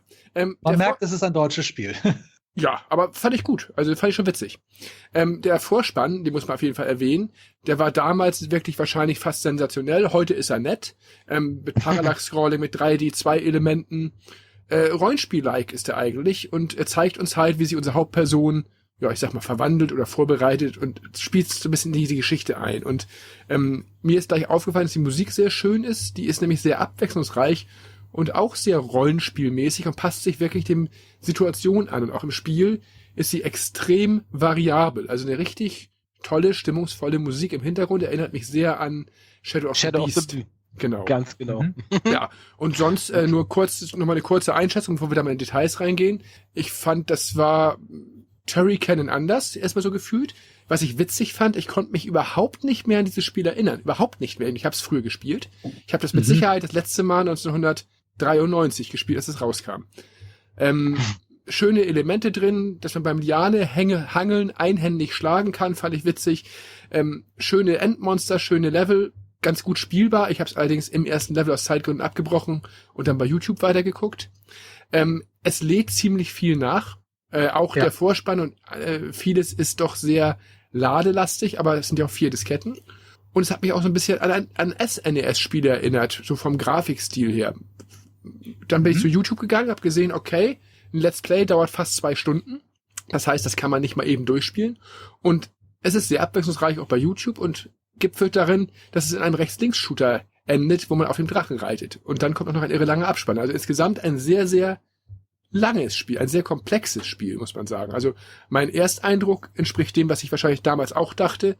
Das ist ein sehr nettes Spiel, aber ich bin ein bisschen zu blöd, um das wahrscheinlich weit zu spielen, sag ich mal. Es ist nämlich gar nicht so einfach. Ich hatte schon Probleme, Monster, die auf dem Boden rumkrochen, zu schlagen. Ich weiß nicht, wie es bei Robin war. Wie war dein Eindruck, Robin?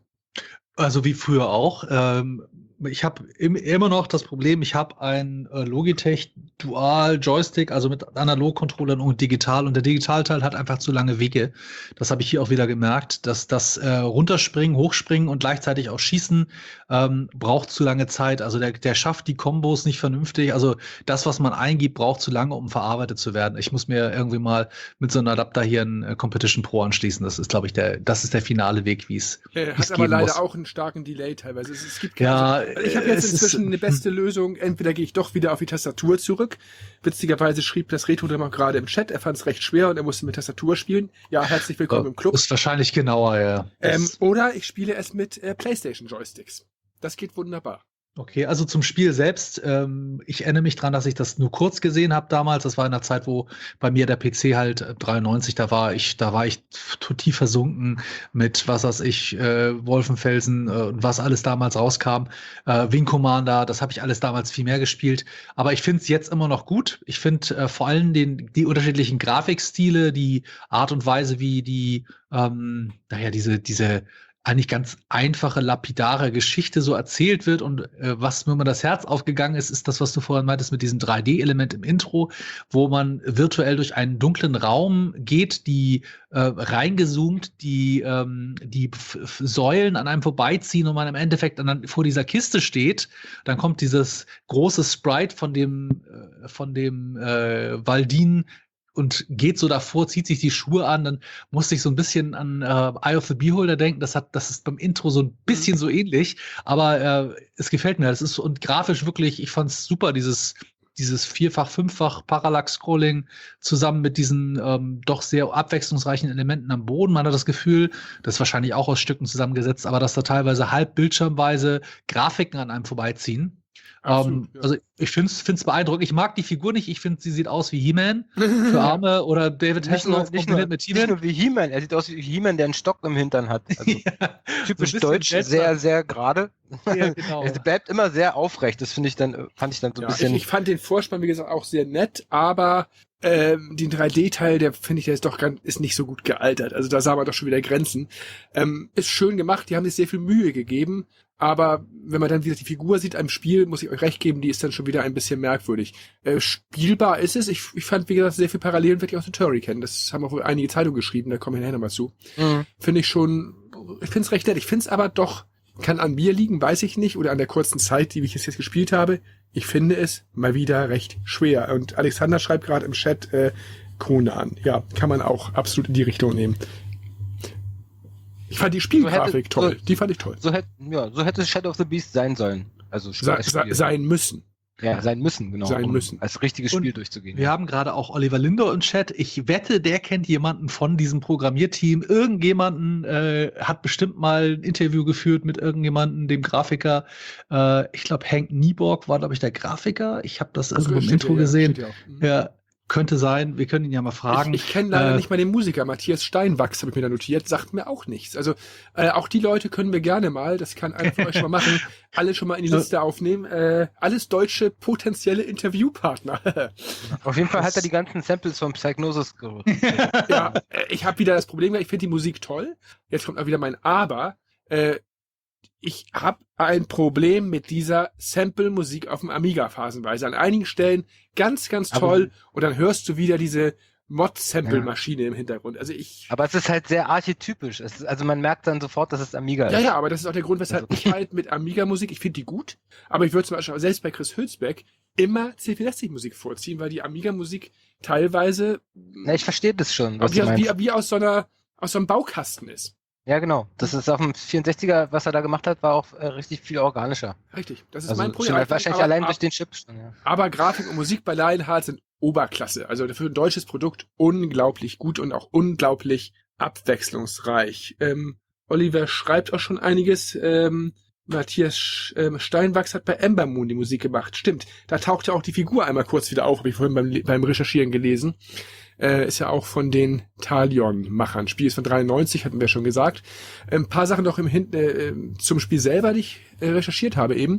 Es war eines der ganz wenigen Amiga-Spiele, die ohne Kopierschutz rausgebracht wurden, um auf die Problematik von Raubkopien hinzuweisen. Und man hat dann gesagt, wenn das sich trotzdem gut verkauft, dann machen sie weiter. Wenn es sich nicht gut verkauft, dann hören sie auf. Und die haben also gesagt, Lionheart und Ember Moon, wenn die Spiele nicht gut verkauft werden, würde Talion kein weiteres Spiel mehr für den Amiga produzieren. Und in einem Interview die haben dann auch aufgehört, ne? In einem Interview sagt dann einer der Macher, dass die Piraterie jetzt der Hauptgrund war für die Insolvenz Talions. Das heißt, das war das letzte Aufbäumen in dieser Amiga-Szene, wirklich mit Knallertiteln, aber es wurde halt nicht wertgeschätzt. Und gibt zwar noch andere Kommentare, es sollte auch ein Lionheart 2 geben, Da hieß es dann, das wurde nicht gemacht wegen den Raubkopierern, aber einer der Programmierer sagt, er hätte die Firma gewechselt, deswegen wäre es nicht entstanden. Also da müsste man auch mal ein bisschen nachrecherchieren. Wir werden es dann in einem späteren Interview auch mit Sicherheit hören. Absolut, ja. Die Level sind sehr abwechslungsreich, also ganz, ganz toll. Und ich würde gerne mal die Welt 5 spielen, wo man auf dem Drachen fliegt. Und da gab es auch Endmonster und Zwischengegner, die waren teilweise bildschirmgroß. Also super. Also tolles Spiel, aber so richtig warm werden konnte ich damit nicht. Aber für mich ist es definitiv das bessere Shadow of the Beast. Nicht jetzt grafisch und soundmäßig, das ist ungefähr ebenbürtig, aber es ist viel, viel, viel spielbarer. Ja, Oliver gibt uns gerade den Tipp, die Macher sind teilweise zu Psygnosis gewechselt und Bonadinho gräbt auch schon wieder in seinen Archiven und vermutet, die haben Flink und Lomax gemacht. Müssen wir alles mal nachrecherchieren. Wir wussten ja vorher nicht, dass wir das Spiel spielen konnten. Deswegen, vielleicht gibt es noch mal einen Nachtrag zu Lionheart. Müssen wir gucken. Habt ihr noch was zu Lionheart zu sagen? Selma oder Fab? Also ich fand's jetzt also nicht mehr so aufregend wie früher. Aber Gut, das ist aber ja, auch das kommt einfach mal ja. wahrscheinlich der Zeit geschuldet, dass ich mich jetzt nicht so richtig damit beschäftige. Ich habe auch schon wieder das Problem, dass ich das Gefühl habe, ich weiß nicht, ob das stimmt, dass Amiga-Spiele, weil sie, klingt jetzt doof der Satz, aber dass Amiga-Spiele, weil sie eigentlich besser sind, schlechter altern als Versi-Spiele. Muss ich mal gucken, ob das wirklich bei einigen Sachen so ist. Bei dem Spiel, das muss damals wirklich eine Sensation gewesen sein. Das kann man auf jeden Fall sagen. Und vor allem, dass es ein deutsches Produkt war, da ist viel Liebe zum Detail drin. Es gibt tatsächlich einen Versuch, das in eine PC-Version zu portieren. Da sind die letzten Updates aus dem Dezember letzten Jahres. Die sind also dabei. Das kann man rausfinden, indem man mal unter Lion Engine googelt oder unter b3dgs.com. Da findet man einige Informationen zum Lionheart Remake Project. Da gibt es auch schon einige Grafikdemos und Videos zu. Also ich weiß nicht, ob es aber Spielbares gibt. Das konnte ich in der kurzen Zeit nicht rausfinden. Aber auf jeden Fall gibt es da ein schönes Video schon mal zu. Und was ich auch noch gefunden habe, ist eine Seite The Talion Source. Da sind alle Testberichte drin, die es zu Lionheart gibt. Also wer da mal nachlesen möchte, findet dort alles. Und ein paar Sachen finde ich ganz hübsch. Amiga Games schrieb in der Überschrift Turrican bekommt Konkurrenz. Zum Beispiel. Die Playtime schreibt, sollte sich jemand ein Super NES zugelegt haben, um Mario World zu spielen, sollte man nun sich einen Amiga kaufen, um Lionheart zu spielen. Und er schreibt als nächstes, BC Kid und Fire and Ice haben jetzt ausgedient. Da halte ich gegen, die beiden Spiele fand ich spielbarer, aber das ist meine persönliche Meinung. Ja, noch ein paar Überschriften. Löwenherz kennt keinen Schmerz. Nicht nur Prinz Löwenherz fegt mit seinem Schwert durch mittelalterliche Gefilde, auch Talions Held verschafft sich auf diese Weise Respekt. Welche Zeitschrift macht denn solche spannenden Überschriften? Dreimal dürft ihr raten, die Playtime. Oh, ein Sinnbild für hervorragendes, naja, ihr wisst schon, wir werden es ja nächste Ausgabe. Ja, und die Powerplay schreibt, was für eine Grafik, was für ein Sound, was für ein Spiel. Die Jungs von Talion haben so viel Arbeit in dieses Projekt gesteckt, dass man glaubt, den Schweiß auf den Disketten tropfen zu sehen. Boah, da war Und das geht richtig. seitenweise so weiter. Also das ist in der Presse gut aufgenommen worden, definitiv. Und dann Powerplay, Sonderheft 6, die 100 besten Spiele aller Zeiten. Robin Hood würde Lionheart spielen, ist die Überschrift. Talions High-End Jump'n'Run setzt neue Maßstäbe.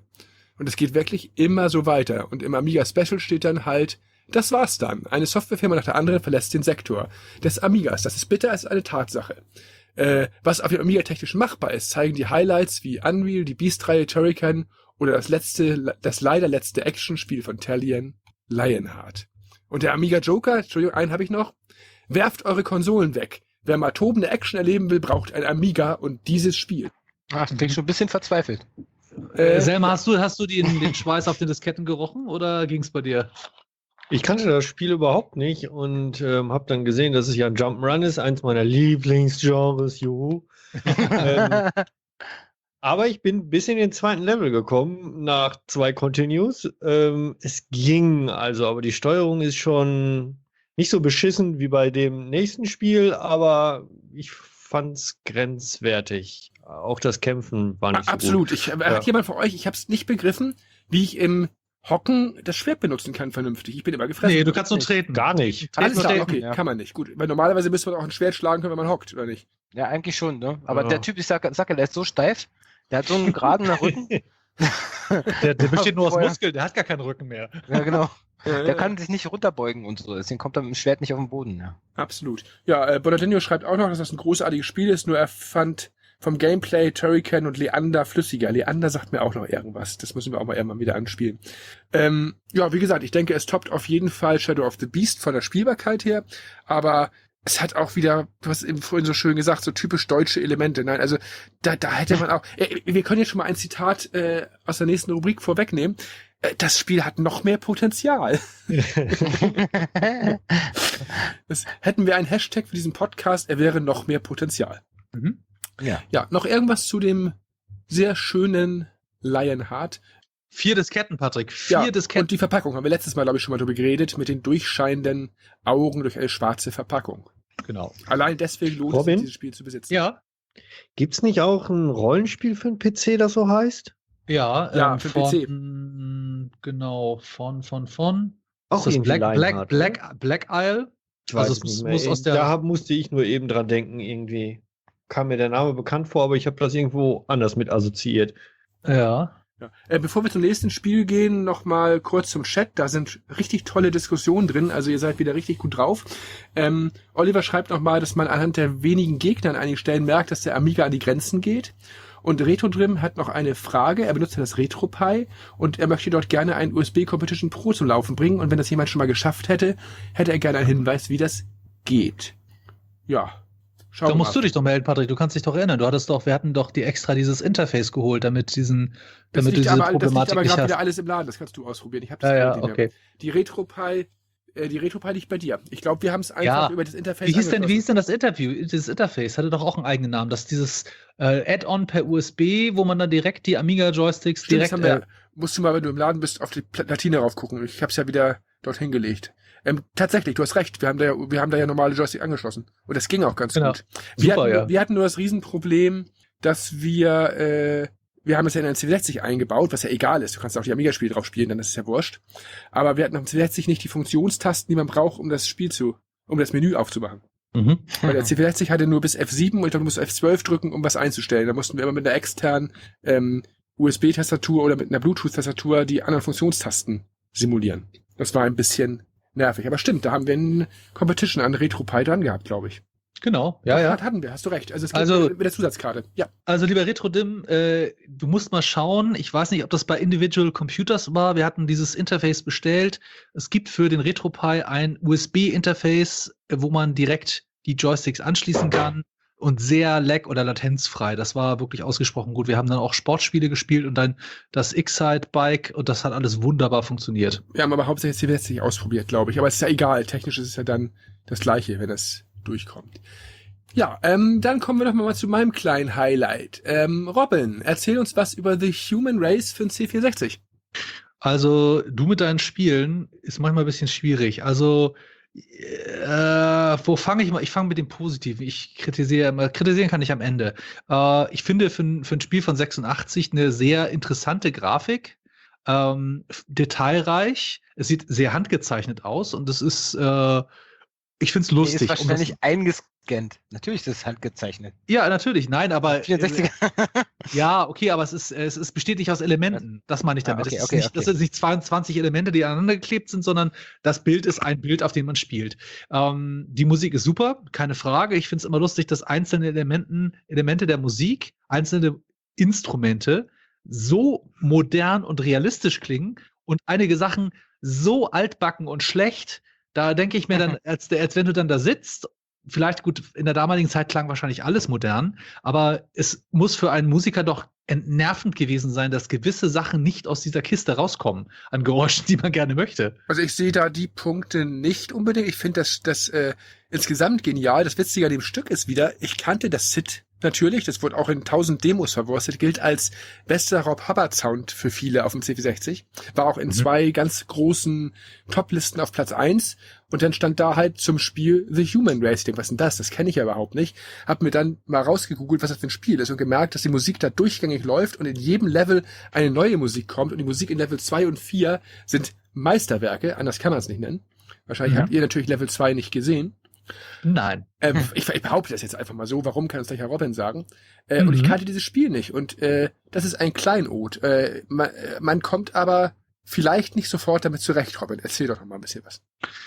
Also, eigentlich ist das Spiel Eigentlich ist das Spiel sehr einfach, um das mal zu sagen. Man hat ein Bild, auf dem muss man ein Ziel erreichen.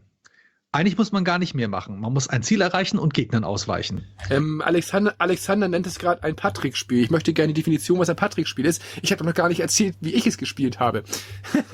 Egal. Gut, also ich habe natürlich meine 40 Minuten so aufgewandt, 2020. Ich habe festgestellt, ich musste erstmal das Image suchen, was funktionierte, weil auch bei mir ein Image nicht startete. Beziehungsweise habe ich ein Problem mit der Steuerung gehabt. Lange Rede, kurzer Sinn.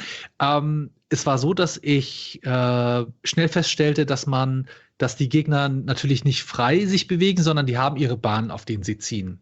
Und gut, also man gewöhnt sich dran, dass gewisse Dinge gleichmäßig passieren. Aber, Patrick, erzähl doch erst mal, was du machen musst überhaupt. Du bist ein kleines Äffchen und was musst du machen? The Human Race, man startet als Affe 1 Million vor Christus und versucht, auf dem Bild die Riesenbanane zu bekommen. Also es wird so sein, dass die verschiedenen Evolutionsstufen des Menschen integriert sind und die tödlichen Bösewichte, also die Gegner der damaligen Zeit, drumherum laufen. Wobei 1 Million vor Christus gab es kein Dinosaurier und auch lassen wir es dahingestellt sein.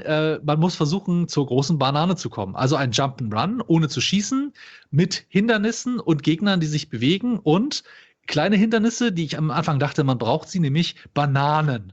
Und jedes Mal, wenn der Affe daran vorbeiläuft, bleibt er stehen und kaut erstmal gemütlich eine halbe Stunde. Und man kann sich in der Zeit nicht bewegen.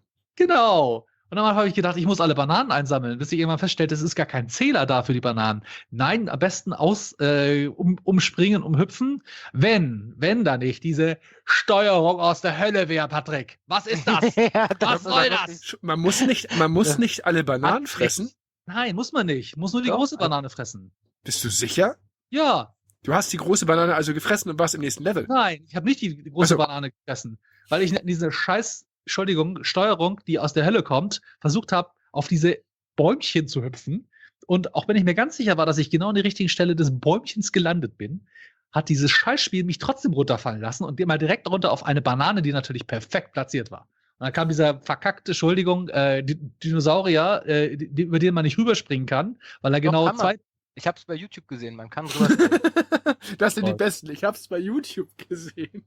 Ja, also ich habe mir, nachdem ich ein bisschen gezockt habe, habe ich das halt mir da angeguckt und da ist einer in 0, nichts durch das erste Level gezuppelt und der ist ein paar Mal über den Saurier gesprungen. Also Retro-Tim war es nicht. Er schreibt, Human Race war echt übel. Er hat den ersten Level nach 10 Versuchen abgebrochen. Ja, genau. Dann habe ich überlegt, ich starte nochmal neu und suche mir ein Image, wo irgendwo ein Trainer drin ist. Und dann war die Zeit vorbei. Ja, und er schreibt auch nochmal, er war immer nur am Mampfen und er hat ihn der Dino überrollt. Also das Problem kennst du demnach ja auch, Robin. Ja, ist dann einer von euch irgendwie weitergekommen in diesem Spiel? Man kann nämlich das Spiel, ich glaube, in unter 8 Minuten komplett durchspielen. Ja, also es ist nicht besonders lang insgesamt. Das ist wohl wahr. Aber ich bin da auch nicht aus dem ersten. Ich habe es auch nicht geschafft. Also ich fand es auch zu schwierig von der Steuerung her. Ja. Und als ich dann bei YouTube gesehen habe, wie er das macht, dachte ich so, okay, wenn man also 2 Wochen lang übt, pixelgenau zu springen, dann kriegt man das wohl hin, ja. Weil man muss die wirklich pixelgenau treffen, die einzelnen Stellen. Das ist nicht genau ersichtlich, also wo da die Stelle ist, wo man da irgendwie landen kann auf den Bäumen oder so. Das ist wirklich nicht so einfach. Ja, und wir können es ja mal auflösen. Also Patrick-Spiel finde ich nicht die richtige Formulierung. Ich spiele es selber ja, habe es auch noch nie vorher gespielt und habe es dann mal angespielt, als ich die Musik halt gefunden habe. Und ich habe selbstverständlich den ersten Level auch nicht geschafft. Und wunderbar. Habe mich auch geärgert im Endeffekt, weil die nächsten Level, habe ich mir dann mal angeschaut, das ist nochmal so eine Lava-Geschichte, wo man rumrennt. Dann ist eine Art Frocker, kann man fast sagen. Dann ist aus der Vogelperspektive ein Wettrennen noch und viele andere Geschichten, die in dieser Evolution halt verschiedene Stufen darstellen. Und die sind alle eigentlich ganz nett gemacht, scheinen aber alle verdammt schwer zu sein.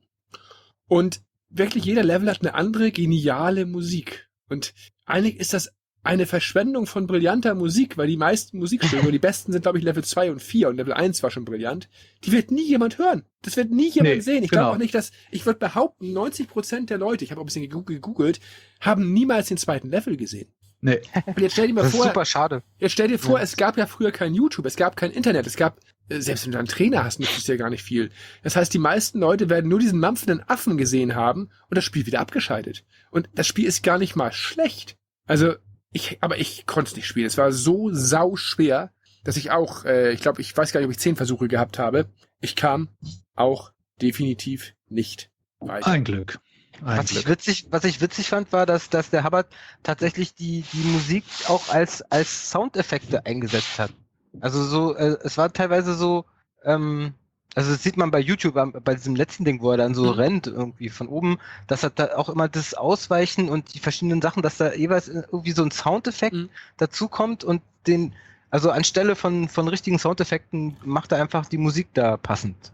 Absolut. Also ganz klasse. Ganz, ganz toll und die Musik ist der Hammer. Und wenn man überlegt, das war wieder ein Massatronic 199 Range Spiel, also wahrscheinlich dann $2 von 85. Dafür ist es gut, allein schon zum Anhören. Aber das ist wirklich eine Verschwendung von Ressourcen, dass man nicht weiterkommt, dass es da nicht eine Möglichkeit gibt, diese Level wenigstens mal einzeln anzuwählen oder irgendwas, weil es einfach, also ich habe, glaube ich, selten, man möge mich da korrigieren, selten ein so schweres Spiel gesehen. Oh ja, hier gibt es noch ein schöner Tipp von Oliver. Die Musik im 4. Level hat Rob Hubbard später für die Atari umgesetzt in das Spiel Gold Runner. Also wer den 4. Level nochmal hören möchte, da gibt's ihn nochmal. Und der 4. Level hat eine geniale Musik. Also ist ein Titel, der wirklich an mir damals komplett vorbeigegangen ist. Die Musik kannte ich wieder aus Demos. Ich habe von diesem Titel noch nie etwas gehört gehabt und ihn nur mitbekommen durch diese Hitlisten. Ich weiß nicht, ob ihr den Titel überhaupt schon mal kanntet. Nee, ich kannte den auch nicht. Nee. Nein. Nö. Also, wie gesagt, ist irgendwie so ein Kleinod, was man eigentlich nur hassen kann, aber trotzdem hat es irgendwas. Also ich weiß es nicht. Ich konnte es selber auch nicht einordnen und dachte, vielleicht liegt's ja wieder an mir, dass ich nicht weiterkomme und auf dem 3. Baumstumpf schon wieder vom Dinosaurier überrollt werde, denn das ging mir auch ständig so. Ich habe bei diesem Spiel Wutanfälle bekommen beim Spiel. Verständlich. Aber ich würde trotzdem nicht sagen, dass es schlecht ist. Ich weiß es nämlich nicht. Und vielleicht macht es Spaß, das auswendig zu lernen und dann jemandem zu zeigen, wie man das in 7 Minuten durchspielt und ihm dann den Joystick in die Hand gibt. Ich weiß es nicht. Das ist, glaube ich, ziemlich gemein, wenn man das machen würde. Also es hat keiner von euch wirklich den 2. Level gesehen. Nee. Also nicht aus eigener Kraft. Freiwillig nicht, nee. Ja. Dann denke ich, das war wieder ein schönes Experiment und das machen wir nächstes Mal natürlich auch wieder. Wir müssen halt ein bisschen aufpassen mit diesen mehr Diskettenspielen und sowas, weil die Technik macht nicht immer mit und eine halbe Stunde ist halt wirklich wenig. Nur ich habe auch die Hälfte der Zeit verschwendet, nur um das zum Laufen zu kriegen. Richtig, und da müssen wir halt mal gucken. Aber Lionheart war trotzdem schön, dass du uns das nochmal ins Gedächtnis geholt hast, Robin. Bitte. Wenn irgendjemand, der Hörer oder von euch das nochmal länger spielt, wie gesagt, der Retro-Talk ist auch für solche Rückblicke immer nochmal gerne verwendbar. Denn der Titel hat ja auch durch diese Geschichte mit dieser Raubkopie und der Insolvenz hinterher so einen Beigeschmack. Und das ist anscheinend ja wirklich das letzte oder einer der letzten Knaller für den Amiga gewesen. Deswegen, schöne Idee, das nochmal mit reinzunehmen. Und ich hatte die Erinnerung daran komplett verloren. Ja, so viel denke ich mal zum Retro-Play-Resümee. Und dann können wir eigentlich auch schon zum Thema kommen.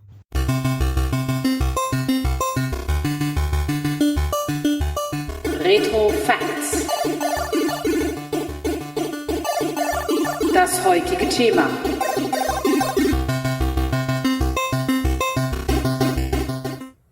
Ja, dann kommen wir auch schon zum heutigen Thema. Und diesmal nehmen wir uns mal wieder den C64 vor, beziehungsweise ein Genre des C64. Eins meiner Lieblingsgenres, die horizontalen Shooter, haben wir ja vor einigen Wochen gemacht. Und natürlich, wenn man horizontale Shooter macht, kann man ja auch mal sich um die vertikalen Shooter, also das klassische Spielhallen-Genre, kümmern. Und da gibt's doch einiges auf dem C64. Und dieses Mal haben wir natürlich wieder Verstärkung geholt in der Rubrik. Der Selma ist heute mit dabei. Und unser Quiz-Onkel ist auch ein C64-Onkel und hilft uns heute auch ein bisschen mit bei den Vertikalshootern. Herzlich willkommen, Wolfgang und Selma. Hallo. Hallo. Ja, wie ich eben sagte, es gab eine Menge Titel, die da in die engere Wahl kommen und wir mussten das ein bisschen einschränken und ich denke, wir erzählen jetzt erstmal, was wir alles nicht mit reingenommen haben und warum, weil sonst weiß ich ja, dass viele Hörer sagen, warum fehlt das und mein Lieblingsspiel ist nicht dabei. Ja, also wir mussten das doch ein bisschen einschränken. Also ich fange mal an. Wir haben gesagt, wir nehmen Vertikalshooter. Klar, was ist ein Vertikalshooter? Für uns fliegt dort etwas, es scrollt automatisch und es gibt eine Hintergrundgrafik. Das sind schon mal 3 Kriterien, die für viele Produkte ein Ausschlusskriterium sind. Was zum Beispiel nicht fliegt, sind Spiele wie Pathfinder, Rambo, Kommando und so weiter, die natürlich auch teilweise sehr hohe Positionen gehabt hätten, aber man kann, finde ich, schwer ein Kommandospiel mit 1942 so vergleichen. Das heißt, wir werden irgendwann mit Sicherheit noch mal eine Sonderfolge machen mit diesen wie nennen wir sie jetzt mal? Ich habe irgendwann Kriegsshooter oder ich weiß nicht, wie man die Kommando... Du hattest so einen schönen Begriff, Menschenshooter oder sowas? Dafür gibt es doch mit Sicherheit einen Fachbegriff, der mir jetzt mal wieder, mal wieder nicht einfällt. Ja, auf jeden Fall, Kommando, Rambo und Co. finden heute nicht statt. Ja, Selma, was nehmen wir noch nicht mit rein? Ja, du hattest ja schon gesagt, also es muss eine Hintergrundgrafik haben, also schon mal die ganzen Space Invader Klone und sowas wie Metaphosis, Bitmania, Ecopus, Zodia, Atlantis 88 etc. Fliegen dann auch schon mal raus. Was witzig ist, dieses iCups hätte ich so gerne mit reingenommen. Das hat richtig Spaß gemacht beim Spielen und ich fand es schön, dass mir beim Spielen dieses Themas irgendwas Spaß gemacht hat. Ich will nichts vorwegnehmen, aber iCups fand ich schön. Findet leider heute nicht statt.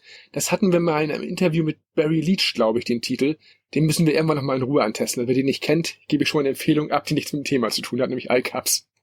Ja, dann gibt's noch ein paar Sachen, die scrollen nicht. Bonadinho, da haben wir auch einige Sachen leider feststellen müssen. Ja, ich hätte mich sehr darüber gefreut, wenn wir das Xenon mit reinnehmen hätten können. Das ist jedoch daran gescheitert, dass man das Scrolling anhalten kann. Witzigerweise, und das kann man, glaube ich, nur bei der Westig-Fassung, oder? Oder bin ich jetzt falsch in meiner Erinnerung? Also ich kenne den zweiten Teil vom Amiga sehr gut, das Xenon 2. Da war es ja auch so, dass man sogar rückwärts fliegen konnte. Ja, okay. Ich denke, fast bei Xenon war es genauso. Das kann sein. Man muss dazu sagen, so gut sah das erste zumindest auf dem C64 auch nicht aus, wie ich gehofft habe. Aber findet halt auch leider nicht statt. Genauso wenig wie einige andere Titel. Wir hatten noch Pathfinder, Sidewinder 2, Task 3, diverse Titel, die halt nicht von selbst scrollen. Die kommen dann irgendwann mal in eine andere Action-Rubrik mit rein. So können wir das Ganze ein bisschen besser vergleichen. Ja, und dann gibt's noch die Mischgenres. Was haben wir da denn alles Schönes ausgeschlossen? Ja, also ich kenne keins von den Titeln, aber ich nenne die jetzt einfach mal. Laser Force Dominator Typhoon 3D. Ja, das ist teilweise in 3D, das ist genau das Problem. Hat aber auch schöne 2D-Level und richtig geärgert hat mich Dominator, weil da ist nur ein Level von links nach rechts. Also nee, die Level sind von links nach rechts und wie rum war das jetzt? Das hätten wir eher bei den Links-Rechts-Shooter mit einbauen müssen, so rum. Und da wäre es richtig gut gewesen. Ich glaube, das haben wir damals vergessen. Und deswegen ist Blue Max auch draußen. Schade, mein Lieblingsspiel. Naja, Blue Max ist ja isometrisch, deswegen ist es nicht dabei. Ja, genau, auch 3D. Naja, isometrisch, wollen wir mal sagen. Ja. Richtig, deswegen fand ich auch damals sehr gutes Spiel, wobei ich da auch nicht weiß, wie das in höheren Leveln ist. Ich habe es jetzt nicht so lange spielen können. Naja, und dann haben wir den nächsten großen Block, da mussten wir auch eine kleine Einschränkung machen. Wenn man an nach oben scrollende Spiele denkt, dann denkt man an ein Programm namens Zeug, das Shoot'em Up Construction Kit. Und da gibt's halt viele, viele Sachen, die Leute privat geschrieben haben mit dem Zeug. Und die konnten wir natürlich auch nicht reinnehmen, denn ich glaube, Bonadinho hat da auch mal so ein bisschen recherchiert und sagt uns da jetzt einiges zu. Dann würden wir wahrscheinlich morgen noch senden. Erzähl uns doch mal ganz kurz noch mal was zum Zeug. Das muss es ja zumindest erwähnen bei diesem Genre, aber wir können natürlich nicht jedes Zeugspiel mit reinnehmen. Ja, also wenn man das Thema Vertikalshooter am C64 angeht, kommt man an einem Programm nicht vorbei und das ist nun mal das Shoot'em Up Construction Kit, kurz auch Zeug, entwickelt von der Firma Sensible Software, erschien 1989 bei Outlaw. Und ja, wenn man sich mal bei Gamebase 64 umguckt, findet man aktuell über 1100 Spiele, die mit diesem Programm entstanden sind. Und da stellt sich die Frage, Shoot'em Up Construction Kit, Fluch oder Segen? Ja, das ist eine gute Frage. Es gab es erstmal für verschiedene Systeme, das wusste ich gar nicht mehr. Gab es auch für eine Amiga und für eine Atari ST. Und natürlich, für ernsthafte Programmierer, sag ich mal, war es mit Sicherheit ein Fluch, weil jeder erstmal eine gewisse Basis einfach selbst machen konnte. Aber es gab auch doch viele kleine Probleme mit Zeug. Und du hast ja freundlicherweise mal so ein bisschen Positives und Negatives zusammengefasst. Was war denn gut am Zeug? Was fandst du gut am Zeug? Ja, genial ist natürlich, dass auch programmierunerfahrene Zocker zum Game Designer transformiert wurden und teilweise gab es ja auch wirklich gute Beiträge. Es gibt so ein paar würdige Vertreter des Programmes, wie zum Beispiel das Twin Tigers aus dem Jahr 1992, den arkademäßigen Retro-Blaster Vios 2011 oder das lustige Action-Spielchen Sheep vs. Fox von The New Dimension aus dem Jahr 2012. Das zeigt, dass sogar auch andere Genres möglich waren. Ja, positiv ist natürlich der Sprite-Editor. Bis zu 128 Sprites konnten dort mit Rastergrafik erstellt werden. Die 16 Farben des C64 waren alle nutzbar. bis zu 36 Sprites gleichzeitig waren möglich, bis zu 18 Animationsphasen. Und man konnte jederzeit in eine Testfunktion gehen, da konnte man sich anschauen, wie das soweit aussieht. Ja, was mich ich habe damals auch selbst mit dem Zeug ein bisschen rumprobiert und Sachen gemacht. Mich haben ein paar Sachen auch ziemlich genervt und du hast ja auch eigentlich genau passend zusammengefasst. Am schlimmsten fand ich, dass man ohne großen Aufwand zumindest keine Musik einbauen konnte, weder eine Titelmusik noch eine Hintergrundmusik. Man konnte ein bisschen mit den Sounds rumspielen, aber war da auch ziemlich beschränkt. Grafisch fand ich die Möglichkeiten sehr schön, aber was es zwischen nicht gab, man konnte keine Extrawaffen anlegen, man konnte keine Besonderheiten anlegen. Es war eigentlich immer das Gleiche und dadurch sahen auch eigentlich alle Zeug-Spiele im Ablauf zumindest, waren die ähnlich, sahen die fast gleich aus. Und das ist natürlich ein bisschen langweilig irgendwann auf Dauer und das fand ich halt nicht so schön. Man konnte es also nicht vernünftig erweitern, auch wenn es da später andere Versionen oder Patches für gab, aber die offizielle Version konnte eigentlich nicht von diesem Standard abweichen. Das ist sehr, sehr schade gewesen. Was ich witzig finde, wir haben ja heute noch das Interview mit John Hare im Podcast und John Hare spricht ja auch über das Shoot-Up Construction Kit und da ich das erst vor einigen Stunden die Übersetzung eingesprochen habe, ist mir das noch sehr aktuell im Kopf, dass er auch über das Shoot-Up Construction Kit halt redet und das wurde ja damals gar nicht für den Verkauf produziert. Das war eigentlich ein internes Produkt, mit dem John Hare Leveldesign erstellen sollte. Das war das Grundprinzip und dann haben sie hinterher gemerkt, Mist, das ist viel zu eingeschränkt, man kann gar nicht genug damit machen, aber eigentlich ist es doch ganz hübsch und dann hat John Hare die Idee gehabt, na gut, dann verkaufen wir das Tool halt als Zeug. Und das fand ich jetzt in der Entwicklung ganz witzig. Erklärt aber auch, warum zum Beispiel die Musik und die Sounds dort sehr stiefmütterlich behandelt werden, sag ich mal. Mhm. Aber es gibt keinen Zweifel, also neben dem Boulder Dash Construction Kit ist das mit Sicherheit das einflussreichste Programm dieser Art überhaupt und wurde ja auch in der Fachpresse damals wirklich sehr, sehr hoch bewertet. In ZEP64 die Gold Medal und bei Happy Computer auch 82%. Absolut. Es gab viele schlimme Spiele, die damit gemacht worden sind, viele schlechte Spiele, aber auch viele recht unterhaltsame Sachen. Aber wie gesagt, diese Einschränkungen haben zumindest mir den Spaß an Zeugspielen irgendwann genommen, weil du hattest auch früher, wenn du dann mal wieder ein paar neue Disketten bekommen hast von irgendwelchen Leuten, da waren ständig irgendwelche merkwürdigen Zeugspiele mit bei und das war irgendwann sehr anstrengend. Ist also so ein bisschen wie das aktuelle Unity, ne? Wenn ich irgendwo sehe, das programmiert mit Unity, dann denke ich schon gleich an Schrott und Asset Flip und sowas. Damit ist es halt einfach, Spiele zu machen, aber dadurch hat man natürlich auch eine Schwemme an Spielen, die einfach nicht gut sind. Ja, wobei da muss ich auch jetzt schon wieder auf das Interview zurückkommen, was ihr nachher hört, denn John Hare sitzt ja nun mit seinem Team seit einem Jahr an Sociable Soccer und das wird in Unity entwickelt und ich habe das nun selber als VR und als an PC-Version angespielt und das sah schon sehr, sehr, sehr gut aus. Das war top. Ich sage ja auch nicht, dass damit nichts geht, aber mit dem ich persönlich... Mit dem Zeug geht nichts. Also das kann man ganz klar sagen. Mit dem Unity. Ja, ich sage, aber mit dem Zeug geht ja tatsächlich irgendwas nicht. Da ist eine Grenze. Und das ist halt schade. Und es sollte jetzt ein Nachfolger rauskommen, 1988. Der ist aber warum auch immer nie erschienen. Also schade. Und was ich spannend fand, ich habe jetzt beim Rumgoogeln noch gefunden, dass es für den PC ein Zeug gibt. Da haben sie einfach die C60-Version umgesetzt für Windows. Habe ich hier schon als Download liegen, habe ich aber noch nicht ausprobiert. Also soll identisch sein, auch nicht verbessert. Also dann kann man auch auf dem PC mit dieser Zeug-Seuche weitermachen. Grundsätzlich finde ich es aber eigentlich eine tolle Idee. Nur wie gesagt, was daraus dann wurde, hat mich zumindest damals schon ziemlich genervt. Also weiß nicht, wie das bei euch war, ob ihr da auch von Zeugspielen erschlagen wurdet. Ich fand es irgendwann zu viel. Nee, ich habe bestimmt welche davon in den Finger gehabt, aber nie so bewusst. Ich kannte das auch gar nicht, das Zeug. Also, es hat Spaß gemacht, damit zu arbeiten, auf jeden Fall. Das war schon eine schöne Sache. Und so einfach war es auch nicht. Es konnte zwar jeder was machen, aber wenn man was gut machen wollte, musste man ganz schön viel Zeit investieren. Und ich hatte das schon mal erzählt, was ganz witzig war. Wir haben ja dann auch ein Spiel da programmiert, damals für Magic Disc. Und da hat dann ein Kollege die Grafik gezeichnet und ich habe dann so ein bisschen an den Sounds rumgefeilt, habe noch eine Musik in Lader reingepackt und ähnliches. Und dann haben wir das Spiel halt Test gespielt und war dann sozusagen der Beta-Tester und dann haben wir mal aufgeschrieben, wo ich längs fliege. Und genau an die Stellen haben wir dann die Schüsse gesetzt. Und das heißt, Das Problem ist bis heute, ich kann das Spiel, was wir damals gemacht haben, selber kaum spielen, weil es eine Anti-Patrick-Funktion hat. Und die ist echt anstrengend.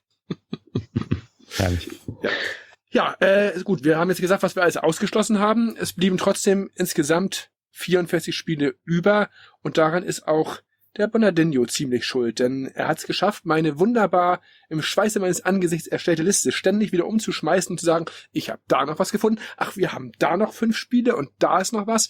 Und dann wurde die Liste immer länger und wir sind jetzt doch bei 44 Titeln gelandet, was ich für ganz schön viel halte. Hätte ich nicht gedacht, dass es so viele sind. Ja, es ist doch ein recht komplexes Thema, was man gar nicht meint. Aber auch hochspannend und wir werden nachher auch einige Aspekte noch sehen, die wir auf jeden Fall noch beleuchten müssen. Ich fand viele Sachen hochspannend. Vor allem fand ich auch hochspannend, das wirst du nachher nochmal sagen, dass du ja nochmal ein Gespräch geführt hast zu dem Thema. Da kommen wir nachher nochmal zu. Denn einige Sachen haben uns auch ein bisschen irritiert. Aber wir wollen gar nicht vorweggreifen.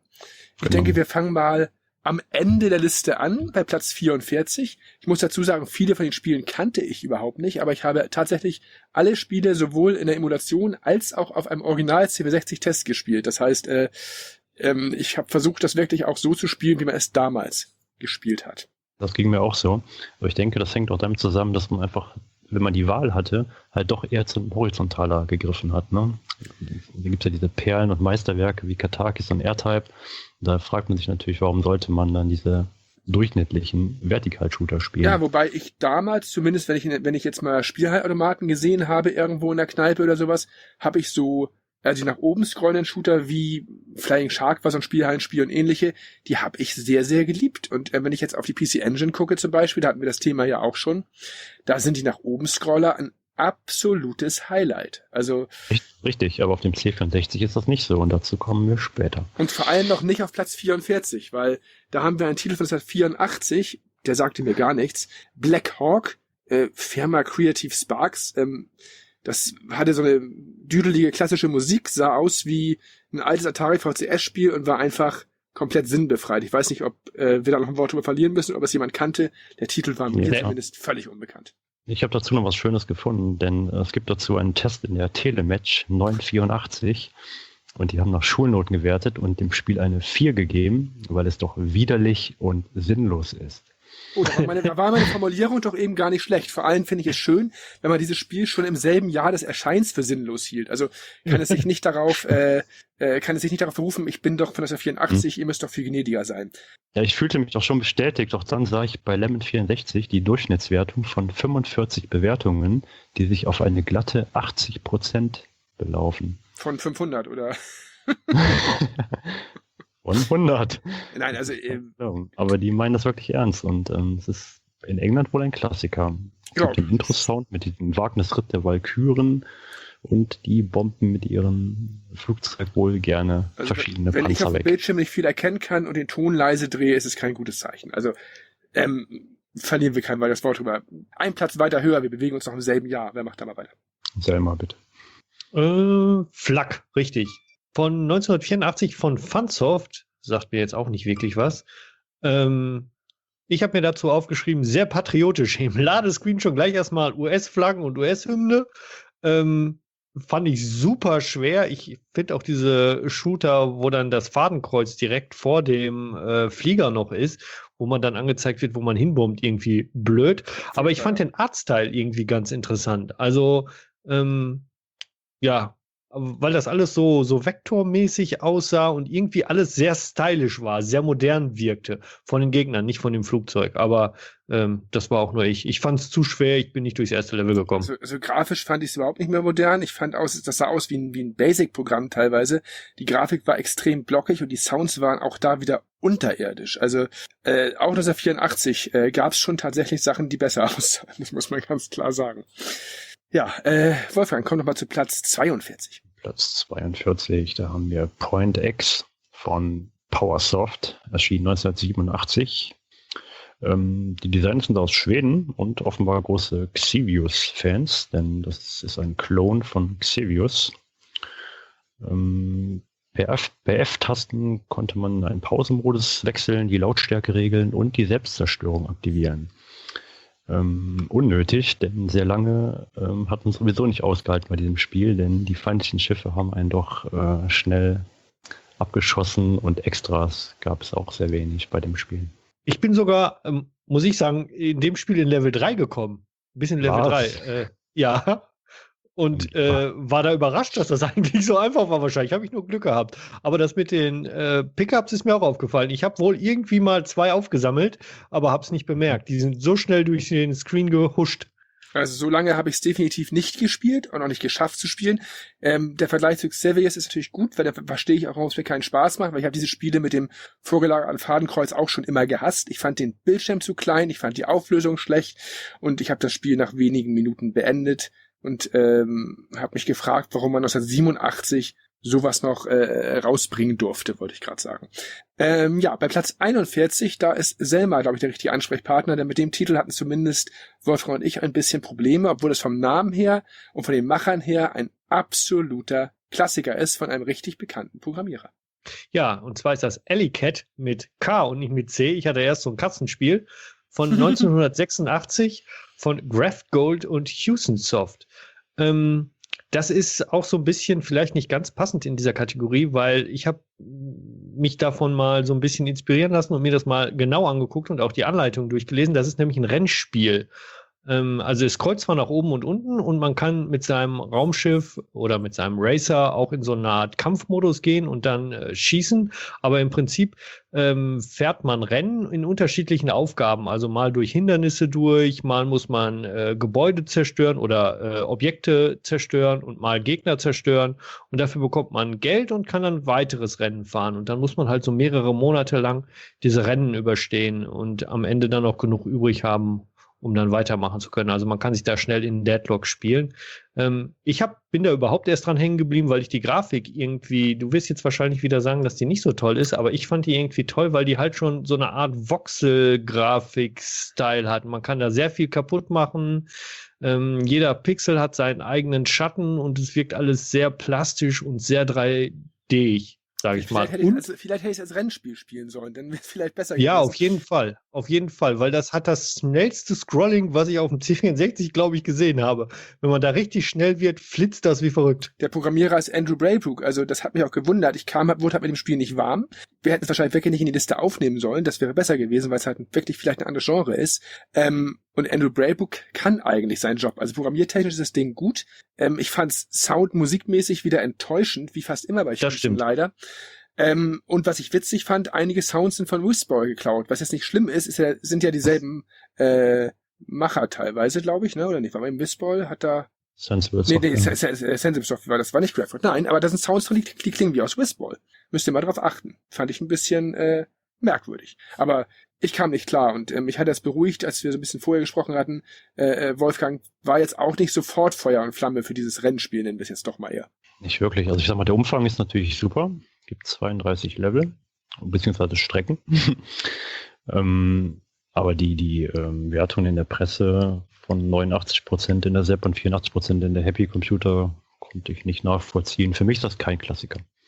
Ich finde es super. Für mich ist es mit eins der besten Spiele in der Liste hier. Ja, aber es gehört ja nicht in die Rubrik rein. Also nee, das stimmt. Setzen wir Platz 41 mal in Klammern und sagen, als Autorennspiel wäre es vielleicht ein Hit gewesen, aber ich muss es vielleicht noch mal in Ruhe ausprobieren. Ich habe so auch nicht ganz verstanden, warum es so hochgejubelt wurde, weiß aber, dass es von vielen als Klassiker bezeichnet wird und bin auch der Meinung, das klingt jetzt auch wieder blöd, aber wenn Andrew Braybrook das gemacht hat, dann muss es eigentlich auch ganz gut sein. Nur ich habe es nicht hingekriegt. Ich kam nicht klar. Kann man nur so sagen. Hatte ich schon mal beim anderen Spiel von Graphgold Hewson, da hatte ich dasselbe Problem, ich weiß den Titel jetzt gar nicht mehr. Irgendwie haben die auch sehr skurrile oder sehr merkwürdige Spiele gemacht. Egal, kommen wir mal zu Platz 40, auch ein Titel, den ich nicht kenne und nicht kannte. Da gefiel mir immerhin das erste Mal die Musik, die war von David Whittaker. Firma ist Nexus, das Spiel heißt Blazer von 1987. Kam ich auch überhaupt nicht mit klar, weil es mir viel zu hektisch war. Ich weiß nicht, wie das bei euch war. Mhm. Ich habe nur aufgeschrieben, super schwer, unschaffbar, aber ganz netter Sound. Richtig, das Wort schwer wird uns auch noch diverse Male verfolgen. Das war bei vielen Spielen aus der Zeit so. Und auch bei Platz 39 habe ich das Problem gehabt, weil das war ein Titel, den hätte ich gerne viel, viel höher einsortiert. Und ich fand den auch viel zu schwer. Sabotage von Zeppelin von 1988. Ich glaube, der wäre richtig gut, wenn man ihn spielen könnte. Oder konntet ihr den spielen? Nein, genau dasselbe Problem. Technisch wirklich gut, aber absolut unfair auch. Und was mir auch gefallen hatte, war dieses Anfangsmenü, wo man so komfortabel Musik und Fix und Spieleranzahl einstellen konnte, wenn auch nur nacheinander, 1 bis 2 Spiele. Aber doch, für einen Zeppelin hat er generell nur Budget-Games gemacht. Sehr, sehr ordentlich. Ja, also es hätte ein toller Titel werden können, wenn ich entweder sowas viel besser spielen könnte oder wenn es wirklich ein bisschen einfacher gewesen wäre. Ja, auf der 38 haben wir Magnum Force. Kannte ich natürlich auch vorher nicht. Da hat mich der Sound schon wieder umgehauen. Ich habe es fast schon ausgemacht, als ich es gehört habe. Ich hatte das Gefühl, meine Version, die ich getestet habe, war nicht fertig. Ich weiß es nicht. Konnte aber auch keine komplettere oder vollständigere Version finden. Also da hat mich auch wieder, wie gesagt, die Sound. Da muss ich mal ganz kurz dazwischen schießen, Patrick. Bei Magnum Force hatte ich aus der Liste rausgenommen, weil das ist tatsächlich identisch mit Powerama. Und haben wir das irgendwo drin? Nein. Das kommt noch etwas später. Das ist identisch? Identisch, okay. Genau. Also Magnum Force ist die die Europa-Version von was die Budget-Version. Also jedenfalls ist Powerama 86 von Houston erschienen. 1987 ist dann das Spiel nochmal erschienen unter dem Namen Magnum Force von Eurosoft und wurde dann auch in der ASM getestet.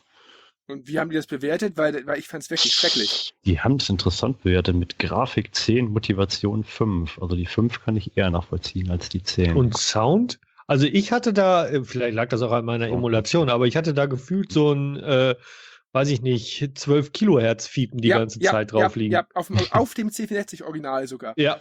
Ich habe auf dem Gerät gespielt und ich habe gedacht, da knallt mir gleich der Soundchip durch. Ich schreibe mir selten oder ein Spiel drunter, Sound ist furchtbar. Gut, dann gucken wir nachher mal, ob die andere Version spielbarer war. Also diese Version war in der Liste erstmal auf Platz 38 zumindest. Ja, dann kommt das nächste merkwürdige Spiel, was aber auch Potenzial hatte. Trotzdem auf der 37 Firetrack von Electric Dream Symphony. Da habe ich mir nur notiert, hat Potenzial. Aber ich fand's in der Spielbarkeit wieder merkwürdig. Das hatte so psychedelische Elemente. Irgendwie strange, weiß ich nicht. Ganz strange. Ich fand, das waren sehr... Ja. Okay, also ich hatte Probleme in der Steuerung. Nee, das ging. Obwohl, vielleicht hatte ich auch Probleme. Ich hatte das Gefühl, alle Gegner sind in mich reingeflogen. Die waren wirklich darauf programmiert, einen wegzurammen. Das war so unfair. Da bin ich richtig grantig geworden. Ja, also muss man auch nicht viele Worte verlieren.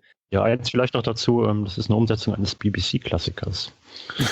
Die Backgrounds sind durchaus farbenfroh und die Steuerung, wie gesagt, das war so das Problem. Und ich habe mir dann auf YouTube angeguckt und da sprang der Funke aber auch nicht über. Nicht so richtig. Dafür haben wir jetzt wirklich wieder einen, in Anführungszeichen, Klassiker oder einen zumindest bekannten Namen auf Platz 36, nämlich eins der 1943 Spiele, die Version One Year After 1987 von Elite. Und das waren Spiele, auf die ich mich früher mal sehr gefreut hatte, weil ich mag eigentlich diese nach oben scrollenden Flugzeugspiele sehr, sehr gerne. Und ich versuche auch immer diesen 1943 Spielen immer wieder eine Chance zu geben, weil ich immer denke, so schlecht können die gar nicht sein. Aber irgendwie werde ich mit denen nicht warm. Und auch diese Version kommt irgendwie nicht zu Potte. Die ist sehr träge, hat immerhin links so eine Übersichtslandkarte, aber die braucht man eigentlich auch nicht. Das ist eigentlich nur Platzverschwendung und die Sprites sind langweilig und recht einfarbig und so richtig Freude kommt da nicht auf. Also der Automat, der ist dagegen richtig gut. Ja, ich habe definitiv schwächere Version als die von, Entschuldigung, Selma. Mach ruhig. Als die von Elite. Also Battle of Midway. Ja. Also die US-Version ist, wie gesagt, tatsächlich schwächer durch halt diese einfarbigen Sprites und ja, die japanischen Gegner sind zu simpel. Das ist schon schwach. Ja, schade, weil der Automat war wirklich schön. Hattet ihr auch das Problem, dass ihr erstmal die Loopings machen musstet, bevor ihr dann schießen konntet? Oder habe ich mich irgendwie total blöd angestellt? Das Problem hatte ich nicht, nein. Okay. Looping kann man ja durch die Space-Taste auslösen und weicht dann den Gegnern aus, ne? Richtig. Ja, das hat er bei mir erst die ganze Zeit gemacht. Nee, das hatte ich nicht. Also ich habe es, wie gesagt, das habe ich auch auf dem Originalswestlich gespielt. Ich fand es auch ganz okay, aber ich kenne halt den Automaten und dann darf man diese Umsetzung nicht spielen. Das ist einfach dann doch ein Trauerspiel. Wenn man gerade ein paar Wochen vorher PC Engine Spiele gespielt hat, dann muss man diese Plätze sehr schnell überschlagen, weil sonst könnte es sein, dass man beim Spielen leichte Frustration bekommt. Auf 35 haben wir auch einen recht bekannten Titel, Terra Cognita, von 86 von Codemasters. Da muss man erstmal zu sagen, die Musik von David Whittaker ist ein Genuss. Die Sounds sind wiederum eine Katastrophe. Ja, das relativiert das Ganze dann immer, aber die Musik ist wirklich toll. Aber das Spiel selber, ja, kleiner Bildschirm, der genutzt wird, wieder sehr bonbonfarbig und wie gesagt, schreckliche akustische Untermalung. Also habe ich schon früher nicht gemocht, den Titel, aber der hat wohl auch einige Fans, weil der Name ist bekannt. Also den kannte ich schon vorher immerhin. Ich habe das Gefühl, das ist mehr so ein Labyrinth, also für mich war es mehr so ein Labyrinthspiel, also such den richtigen Weg, kollidiere nicht, also man konnte kaum unterscheiden, mit was man kollidieren kann und mit was nicht, fand ich nicht so gut. Das Raumschiff sieht ja so ein bisschen aus wie die Enterprise, ne? Das ist mir nicht aufgefallen. Mir auch nicht. Ich habe es wahrscheinlich nicht lange genug gespielt. Oder ich habe immer versucht, irgendwie den Soundregler zu finden. Aber die Musik war toll. Also die habe ich als Sid schon vorher gekannt und die höre ich immer wieder gerne. Das muss man ganz klar sagen. Dann hatte ich noch auf Coldboy einen Test dazu gesucht und nur einen C16-Bericht gefunden von einer gewissen Martina Strack in der ASM. Ja, ich hoffe, dass wir bald mal von der hier hören werden. Ja, sie wollte sich ja noch ein paar Folgen vom Podcast anhören. Ich glaube, das dauert. Kommen wir zur 34. Wir wollen uns gar nicht so lange mit den Titeln aufhalten. Last Duel. Sah auch ganz hübsch aus, hatte verschiedene Scrollgeschwindigkeiten. War eigentlich ganz nett, habe ich auch nur zugeschrieben. Hätte Potenzial gehabt, hätte man ein bisschen an der Grafik geschraubt. War einfach im Endeffekt auch belanglos, aber schlecht war es nicht. Ja, das war ein Tipp von mir.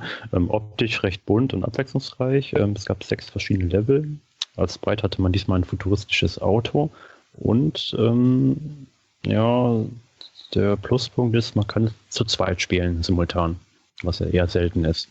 Ja, aber wenn ein Spiel nicht so schön ist, hilft mir das zumindest dann auch nicht mehr viel. Wie schlimm war es nicht, aber bei einigen Spielen fehlte so der letzte Kick, damit die wirklich auch so die Zeiten überdauern können, oder zumindest einen Grund haben, sie 30 Jahre später nochmal anzuspielen. Das hatte dieses Spiel dann irgendwie auch. Ja, Platz 33, ein Titel, den ich auch noch nie gehört habe. Zip von 1987, The Powerhouse. Ich glaube, das war auch einer von den Titeln, die du noch nachträglich zufällig gefunden hast. Da habe ich mir nur notiert, dass es eine schreckliche Kollisionsabfrage hatte. Eigentlich das habe ich auch. Ganz hübsche Extras und die Formationen waren stinklangweilig. Also auch ein Titel, den habe ich ein paar Minuten angespielt und dann gesagt, danke, ich habe keine Lust, noch mehr Zeit zu verschwenden. Und das hattest du auch, Selma. Du hast also auch ein bisschen... Genau das Gleiche, ja. Kollisionsabfrage aus der Hölle, ansonsten langweilig, habe ich aufgeschrieben. Ja, das ist wortwörtlich dasselbe, was ich mir hier notiert habe. Ich habe reingeschrieben, hart an der Grenze zur Unspielbarkeit. Ja. Aber auch das kann ja immer an uns selber liegen. Aber ich glaube, in dem Fall lag es am Spiel. Da brauchen wir uns nicht rausreden.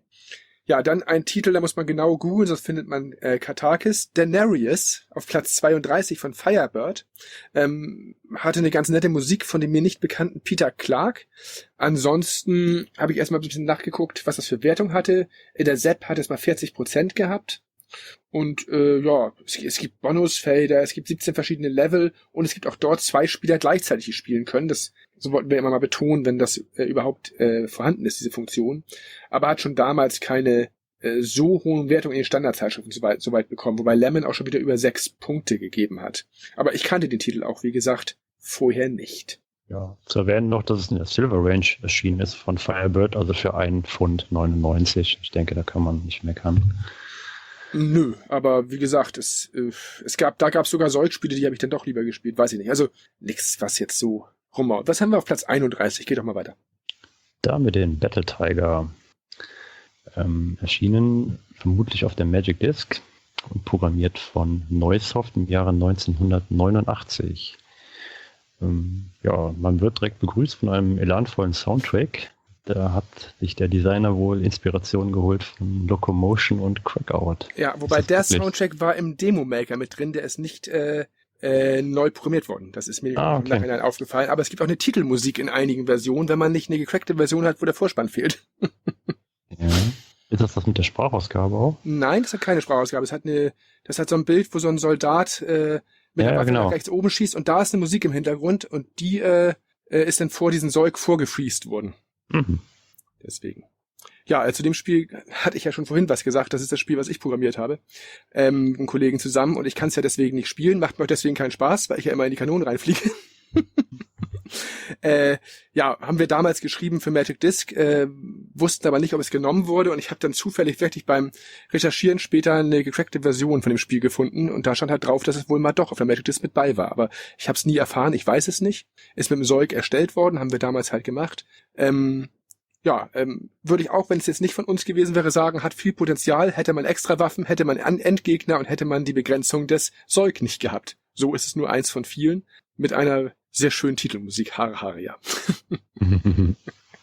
Also wie gesagt, man konnte viel machen mit dem Zeug. Und ist euch aufgefallen, irgendwas an der Grafik aufgefallen? Also ich habe nicht viel davon gesehen, weil ich habe mir auch notiert, unfair, alles schießt schneller, macht mehr Schaden und kann mehr einstecken. Eins der schlechtesten. Dann spielst du genauso wie ich, das ist witzig. Nein, die Kann gut Sprites, sein. die Sprites sind teilweise geklaut von anderen Spielen. 1942. Ach so, okay, ja, Ja. das stimmt. Da hat sich der Kollege dann rangesetzt und hat die abgemalt und pixelweise übertragen in den Soig teilweise. Und teilweise auch im Actual Replay ein bisschen nachgeholfen. Aber das war schon eine Menge Arbeit, auch so ein einfaches Spiel zu erstellen. Und ich fand es halt so schade, dass man keine Hintergrundmusik einbauen kann. Das hatten wir vorhin schon gesagt, denn diese Spiele würden dadurch viel, viel schöner werden, wenn da im Hintergrund eine Musik tüdeln würde. Schade. Mhm. Ja, Platz 30 von CRL, Vengeance. Ja, habe ich auch noch notiert, starre Sterne, bisschen Sounds, alles okay, etwas langweilig. Also ich weiß auch jetzt inzwischen leider schon nicht mehr, was das war. Also ich habe mir noch notiert, dass es halt im ersten Level zumindest sehr wenig Gegner überhaupt gab. Also Stimmt. vermutlich hat das was mit der Langeweile zu tun. Ja, absolut. Ich kann mich erinnern, da kamen keine Gegner, genau. Gehen wir mal schnell drüber hinweg und machen wir weiter mit Ja. Scramble Spirits. In der Powerplay bewertete man das Spiel mit 54%, was allerdings besser war als die Amiga- und ST-Version. Immerhin, ja. Die Story ist sehr intelligent, weil Aliens greifen die Erde an. Ist was Neues, ja. Packen wir schnell mal ab.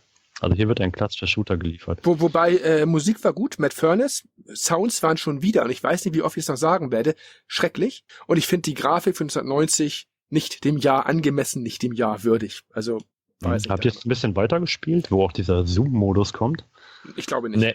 Dann wird es ja wirklich schlimm, weil dann wird alles stark vergrößert und die Pixel werden gröber und gröber. Das sieht schon nicht mehr schön aus. Da ich mir so schon notiert habe, erschreckende Grafik, bin ich froh, dass ich das nicht gesehen habe. Positiv, aber Zwei-Spieler-Modus. Immerhin, ja. Platz 28. René, Wollen wir noch kurz sagen, dass das von Sega ist? Weil das ja eigentlich mal so ein Stimmt. Garant von... Der Spielautomat.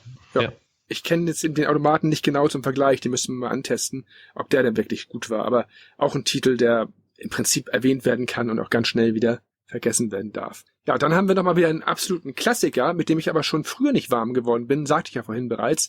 Xavius von 1986, US Gold Namco. Das ist wieder so ein Ding mit einem Fadenkreuz davor. Das hattest du ja schon vorhin kritisiert, dass man da immer so schwer zielen kann. Ja, das ist hier auch der Fall. Die Musik ist einfach nur nervig.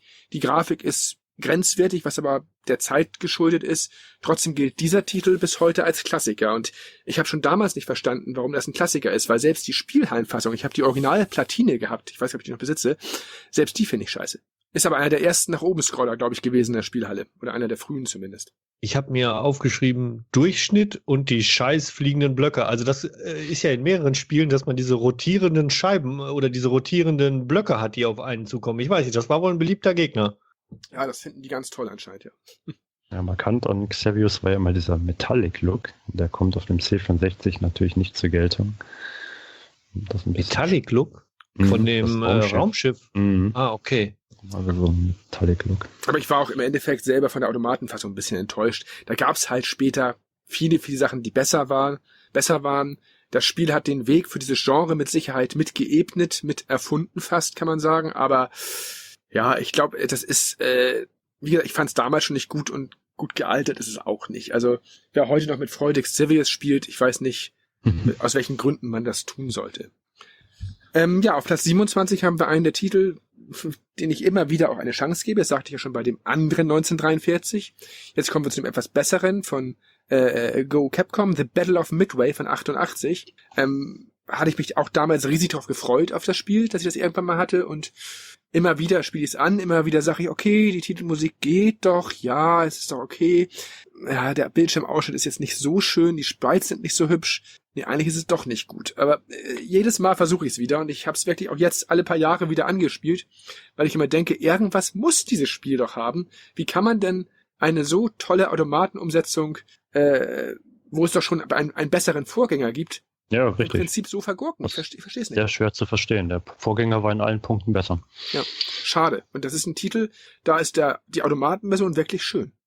Ja, dann kommt ein Titel, den Bonadinho gerne mal ein bisschen promoten möchte, auf der 26, Sonic Boom. Ja, da haben wir eine Sega-Umsetzung von Activision. Erschien 1990 und die Lage ist mal wieder ernst, denn der Feind hat die wichtigsten Militärstützpunkte der Erde unter Kontrolle. Per Kampfjäger darf man die Welt retten.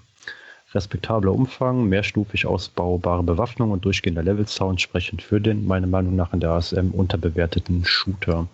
Die Gesamtnote von 2 von 12 war und ist allerdings lächerlich. Das stimmt. Allerdings ist die Musik so nervig gewesen auf Dauer. Die war zwar technisch gut, aber die war so monoton und hatte das Gefühl, es gab nur einen einzigen Soundeffekt. Spielerisch fand ich es ganz nett. Und hätte man da auch wieder an einigen Details geschraubt, wäre das ein Titel, der Potenzial gehabt hätte. Auch einer der Sätze, die ich heute immer wieder sagen muss. Weiß ich nicht. Wie war das bei dir, Selma? Konnte dich Sonic Boom in den Bann ziehen? Ich habe an der Stelle geschrieben, überraschend guter Shooter bis jetzt. Also war ich überrascht von der Spielbarkeit, Grafik und Sound nicht so dolle. Ja. Fand ich auch. Wenn da jetzt an der Technik noch ein bisschen geschraubt worden wäre, wäre das wirklich ein guter Tipp gewesen. Aber so hat es mich dann doch wieder am Ende ein bisschen abgeschreckt. Platz 25 kann ich mich schon wieder nicht mehr dran erinnern. Mission Genesis, da habe ich nur geschrieben, wenig Abwechslung, man kann es gut spielen. Trotzdem alles in allem ein bisschen merkwürdig, vor allem mit der Musik. Ich kann mich nicht mehr erinnern. War jetzt wohl nicht so schlimm, aber hatte auch nichts Besonderes. Also Musik gab es, glaube ich, gar nicht.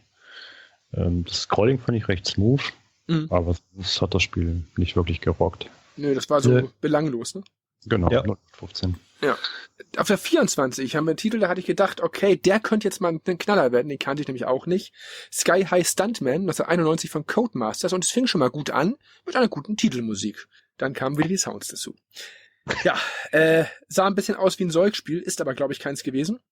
Weiß ich nicht. Ich will mich nicht wiederholen, aber grundsätzlich mag ich diese Art Spiele, aber irgendwas passte mir da auch schon wieder nicht. Ja, die Idee fand ich auch nett, also auch die Präsentation. Erst heißt es ja, erst fällt die erste Klappe, dann heißt es Action. Ja, aber was dann folgt, ist halt kein Blockbuster. Ne? Aber die ersten Gegner tauchen auf, machen einen platt und es heißt Cut. Ja, richtig. Im Endeffekt ja. Auf der 23 ist ein Spiel, das habe ich dann mehrfach angespielt, weil Bonadinho es immer mal wieder gesagt hat, Mensch, versuch's doch nochmal. Bad Lamb von 88 von Go. Auch da gibt's einen 2-Spieler-Modus, das kann man auf jeden Fall mal erwähnen, aber für mehr als Standard kam da bei mir auch nicht raus und ich war da auch schon ein bisschen gesättigt irgendwann, weil ich immer das Gefühl hatte, ich spiele eigentlich fast das Gleiche. Ich finde, da gibt's ein paar nette Features. Also es gibt ja 4 Bonusfelder, die einen in Flipper teleportieren. Okay. Weil du so weit gekommen bist und die einzige Gefahr in diesem Level sind halt die Flipperkugeln, aber man muss die auch beschießen, um gewisse Boni auszulösen. Das ist eigentlich nett gemacht. Das klingt auf jeden Fall interessant, aber soweit bin ich irgendwie dann, glaube ich, schon wieder gar nicht gekommen. Auf jedem 4. Level wartet auch ein Mutterschiff. Ja, dazu muss man erstmal 4 Level schaffen, ne? Richtig. Selma, hast du da viel geschafft? Ja, gar nichts. Ich habe geschrieben, scheint nicht so schlecht zu sein, wenn es nicht so schwer wäre. Das ist auch ein Standardsatz irgendwie, ne? Ja. Ja, dann kommen jetzt die nächsten Plätze. Da habe ich schon wieder ein Auseinanderhaltungsproblem so ein bisschen. Platz 22 scheint ein Public Domain Spiel gewesen zu sein, haben wir im Nachhinein wohl festgestellt. Hätten wir deswegen eigentlich gar nicht reinnehmen brauchen oder können. Von 1995. Das sah aber eigentlich ganz gut aus. Zumindest der Sound war auch ganz ordentlich mal wieder. Aber auch da wieder die Grafik dem Jahr nicht entsprechend und ich fand's langweilig. Kann ich gar nicht mehr viel zu sagen. Ich habe es angespielt und schnell wieder gelassen. Ja, sollten wir zumindest den Titel erwähnen. Also es geht nicht um den Sohn Mannheims, sondern um den Planeten Xavier. Ja, genau.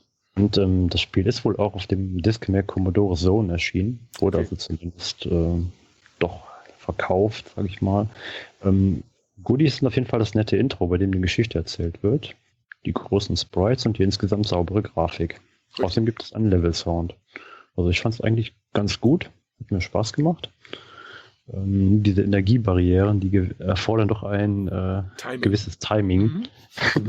Was ich irgendwie nicht so richtig hinbekommen habe. Ich bin immer reingeflogen. Ich fand es auch gut, aber für ein Spiel von 1995 hätte ich technisch ganz was anderes erwartet. Ich habe mir mal den Gag gemacht vor ein paar Tagen, mir mal wieder C64-Demos aus den letzten 5 Jahren anzugucken.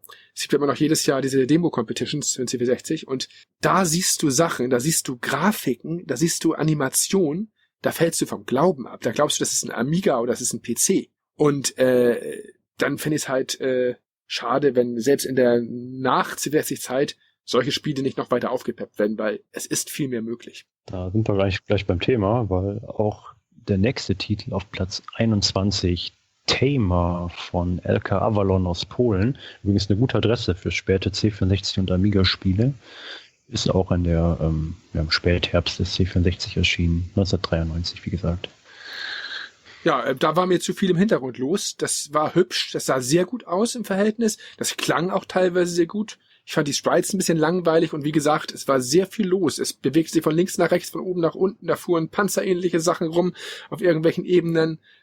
Aber das war technisch wirklich gut und hat auch ein bisschen Spaß gemacht auf jeden Fall. Aber auch da wieder von 1993, da hätte man auch noch vielleicht ein bisschen mehr machen können. Wobei natürlich das meistens keine richtigen kommerziellen Produkte mehr sind und natürlich keiner mehr die Zeit und die finanzielle Unterstützung hat, da jetzt sich noch monatelang an so ein Spiel ranzusetzen. Also kann man anspielen, ist aber eigentlich fast schon wieder außer Konkurrenz, weil es ein ein verhältnismäßig neuer Titel ist. Der ist ja auch nur 23 Jahre alt.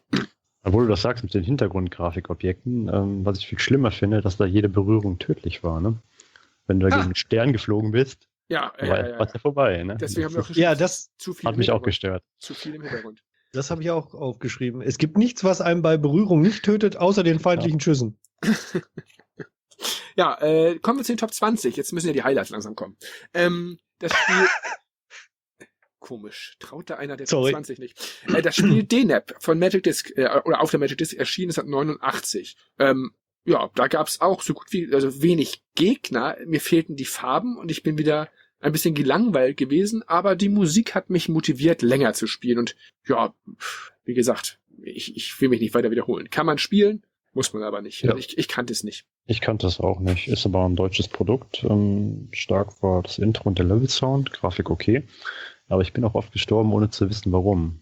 Ist euch das auch so gegangen? Ja.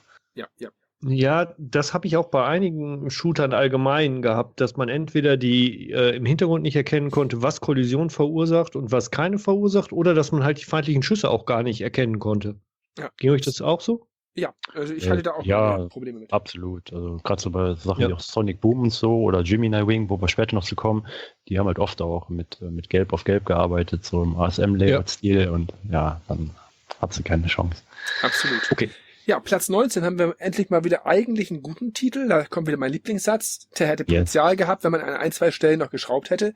Wo man nicht dran schrauben muss, ist an der Musik, weil die war von Rob Hubbard und diese Musik von Warhawk ist ein richtiger Klassiker, wird in ganz vielen Demos verwendet und bei ganz vielen Zusammenstellungen der besten SID-Charts auf dem C60 ist das einer der Titel, die ganz, ganz weit oben sind. Und das Schöne ist, auch im Spiel ist diese Musik zu hören.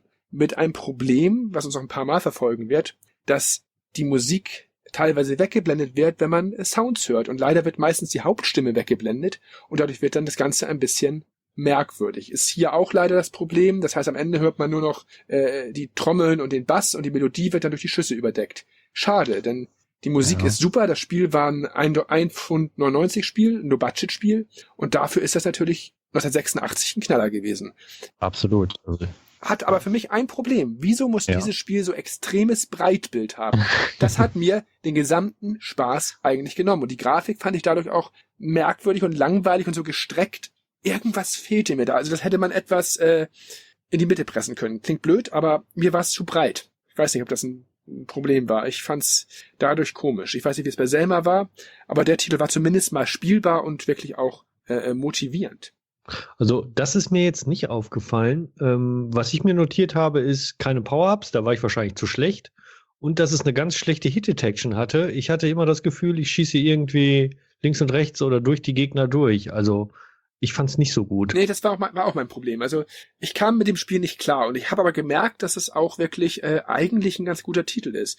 Und es gibt noch eine lustige Geschichte dazu. Das Spiel gab's in Italien unter dem Namen Demoni von der Firma Systems Editoriale. Die haben das Spiel einfach geklaut, die Grafiken bearbeitet, einen Zauberer eingebaut, der mit Dämonen kämpft und haben die ganzen Grafiken umgemalt, haben allerdings die Musik identisch gelassen. Das ist also weiterhin die Warhawk-Musik von Rob Hubbard und das Spiel haben sie dann kommerziell rausgebracht. Also ich konnte nicht rausfinden, ob Firebird das lizenziert hat, davon wusste, oder ob das ein Diebstahl war. Das weiß ich nicht. Das hat dreist. Ja, hatte gute Wertung damals. 80% in der SEP 1986. Ja, also mich hat's auch gefreut. Also echt ein Spiel, was ich nicht kannte und es hat mir echt riesen Spaß gemacht. Der Rob Hubbard Sound, es gibt aber nur ein Musikstück. Ne, was ja, aber das läuft durchgängig. Vom Titel über den Highscore durch die Musik. Der Hammer, ja. Das ist der Oberhammer, ist eines der besten Hubbard-Stücke. Wie gesagt, ich wusste bis vor ein paar Tagen, als ich das erste Mal gespielt habe, seit langem wieder, wusste ich nicht, dass dieses Musikstück zu Warhawk gehört. Ich kannte natürlich das Musikstück aus diversen Cracker-Demos. Das wird immer wieder verwendet. Und es ist auch inzwischen auf Konzerten, wenn Hubbard-Musik da verwurstet wird, ist immer Warhawk mit dabei gefühlt.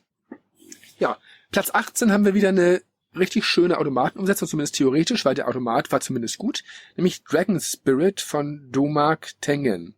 Ja, endlich mal was anderes, man fliegt mit dem Drachen, nicht mit dem Flugzeug, aber auch da wieder das alte Problem, schwache Ingame-Sounds, nervige Musik, kleiner Bildschirm und eigentlich ein viel zu großes Sprite, aber eigentlich gar kein so schlechtes Spiel, aber auch da wieder, ich wurde nicht richtig warm damit. Ja, die Voraussetzungen waren natürlich gegeben, ne? Durch das originelle Setting. Absolut. Und die Story ist schon nett. Also man muss ja die Prinzessin Alicia aus den Klauen eines Dämons befreien und dafür wird man von einem Magier in einen Drachen transformiert. Also der Spielautomat war auch klasse. Die PC-Engine-Version ist eine Pracht. Also man hätte vielleicht mehr draus machen können. Ja, das ist ein Satz, den könnten wir eigentlich über das gesamte Genre fast schreiben. Aber es war mal schön, was anderes zu steuern. Also finde ich eigentlich ganz nett. Gab ja auch diese Extra-Waffe, wo man dann 3 Köpfe hatte. War schon echt, die Ansätze waren da. Ja, der nächste Titel ist der, den du vorhin erwähnt hattest, der, glaube ich, doppelt drin war, nämlich Powerama von Hewson diesmal. Und auch dort habe ich mir notiert, es fehlt eine Musik, also war es keine unvollständige Version vorhin. Auch da wieder derselbe Satz wie immer, hier wurde verdammt viel Potenzial verschenkt. Ja, absolut. Ich meine, das ist auch ein relativ frühes Erscheinungsjahr, 1986. Bei dem Raumschiff. Design hatten sie sich sicherlich am Millennium Falcon orientiert. Und einige Grafiken wurden tatsächlich von Iridium übernommen. In dem Falle ist es okay, weil es von Hewson. Richtig, also auch mit Sicherheit damals kein schlechter Titel. Ich weiß jetzt gar nicht die Wertung, ob da einer von euch mal geschaut hat, aber auch alles wirkt irgendwie unfertig auf mich. Lemon 58%. Gut, das ist nicht so viel. Ja, Platz 16, ein mir nicht bekannter Titel, ist aber auch wieder nach meiner Zeit erschienen, nämlich Moons von Cosmos Design 64er 1992. Und da hat mich die Titelmusik sehr überzeugt. Ich weiß gar nicht, von wem die war. Die war nicht von einem bekannten Musiker zumindest. Von Drag and Joe war die, ich habe es doch notiert. Und auch die Endmonster-Musik ist ziemlich schön. Dafür wieder weniger Ingame-Sounds und ein durch die Farbenpracht etwas unübersichtliches, träges Spiel mit teilweise etwas langweiligen Space Invaders-Formationen.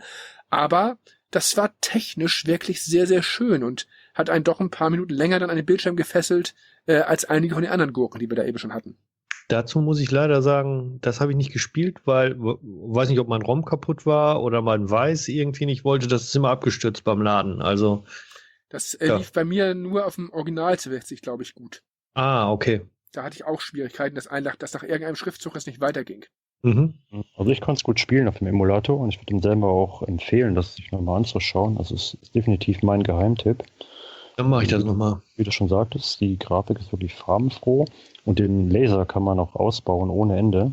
Das erinnert schon so ganz klein bisschen an die PC Engine Shooter und mit dem nötigen Feinschliff und ein bisschen mehr Abwechslung bei den Feinformationen und der Variation der Gegner hätte das zum Showstealer avancieren können. Ja, wäre es ein gutes Spiel gewesen, hätte es Spaß gemacht. Nein. Aber Potenzial verschenkt. Ja, wo wir schon bei Potenzial sind. Jetzt kommen wir zu einem wirklichen Problemfall. Das ist ein Titel, den hätte ich auch viel, viel mehr gegönnt, auf Platz 15. Aber da haben die ein Fauxpas gemacht, den ich nicht begreife. Tomcat von Players 1989. Super Musik von Maniacs of Noise. Schöner Shooter. Aber bitte, welcher Schwachmat kommt denn auf die Idee, ein Player-Sprite zu bauen, das so riesengroß ist, dass es alle Kugeln aufsaugt, auf Deutsch gesagt, und einfach noch scheiße aussieht. Das Spiel sonst ist gut, aber was soll denn der Quatsch? Das ist halt der Stolz der US Navy, die F-14. Ein pixeliger Haufen? Und dabei sind die Flügel schon eingefahren. Ja. Stell dir mal vor, die wäre jetzt noch im Landeanflug. Ich meine, haben die da die Größenverhältnisse nicht beachtet? Was soll denn das? Oder haben die gesagt, wir haben hier ein hässliches Sprite, mach mal ein gutes Spiel dazu? Ich verstehe es nicht. Man wollte vielleicht noch die größte Ausbaustufe von Terra Cresta übertreffen. Ich habe keine Ahnung. Ist schade. Ganz schade. Nicht drüber reden, aber die ist einfach zu groß und ganz viel Potenzial verschenkt. Ja, weil sonst ist die Grafik gut, ne? Absolut. Aber gesagt 7:12? Geht das? Das kann sein, ja. Das finde ich aber auch okay. Ich meine, wir hatten jetzt auf Platz 15, das ist ja auch gut. Das hätte locker in die Top 10 kommen können, hätte es ein hübsches Sprite gehabt. Also brauchen wir gar nicht drüber reden. Das war schon gut. Nur, was soll das? Ja, dann kommt ein Titel auf Platz 14, den habe ich früher schon ganz gerne gespielt. Auch so kein klassischer nach oben scrollender Shooter, sondern ein Dauer-Extra-Waffensammler, nämlich Bulldog von 87 von Gremlin. Auch da wieder Top-Musik Ben Decklish, brillanter Highscore-Sound und auch die Sounds im Spiel sind okay. Also technisch alles okay.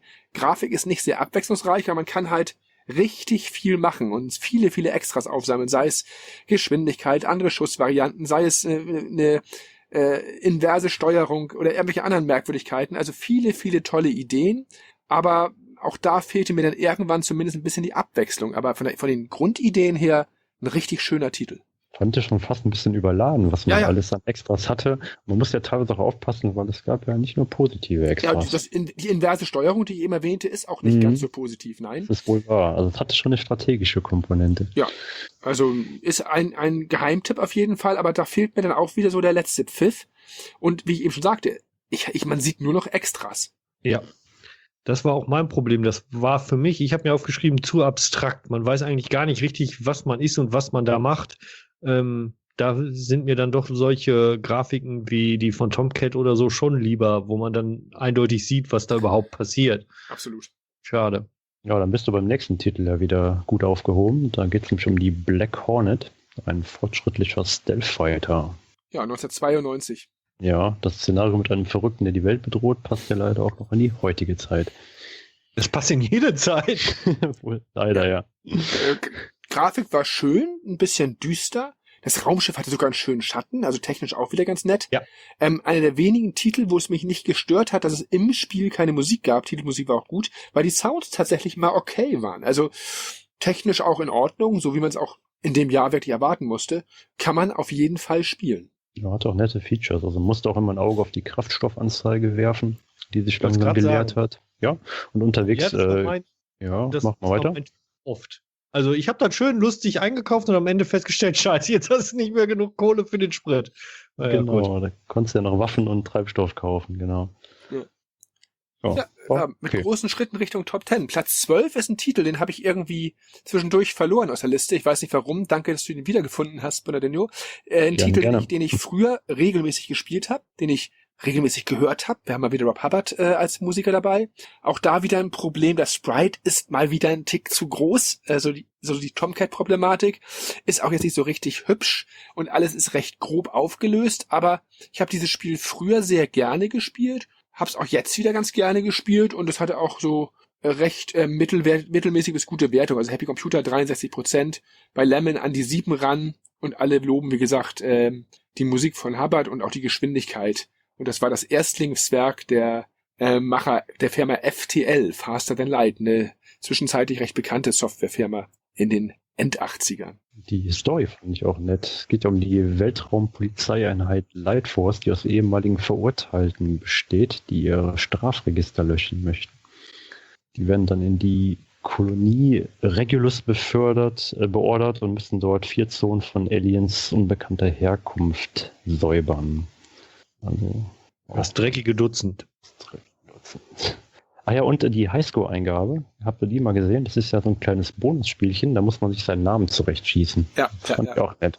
Das mochte ich auch damals schon. Also netter Titel, kann man heute definitiv noch spielen. So ein bisschen Arcade-Feeling. Ja, was bei nach oben so einem Shooter noch mal vorkommen darf, ne? Ja, aber da stört mich das große Sprite auch nicht. Nicht so schlimm wie bei dem anderen, das stimmt. Wobei auch da hätte man ein bisschen feinfühliger arbeiten können, gefühlt. Ich weiß nicht. Manchmal möchte ich wissen, wie irgendwelche Designer ihre Entscheidungen heute begründen würden. Würde mich schon mal manchmal interessieren. Ja, Platz 11, Terra Cresta von 1986, Imagine, auch ein recht bekannter Titel. Und da habe ich wirklich bis jetzt noch einen Ohrwurm im Gehörgang. Martin Galway hat eine wunderschöne Sounduntermalung gemacht. Wieder mit der Problematik, dass die erste Stimme abgeblendet wird, wenn geschossen wird. Ärgerlich, aber ist halt so.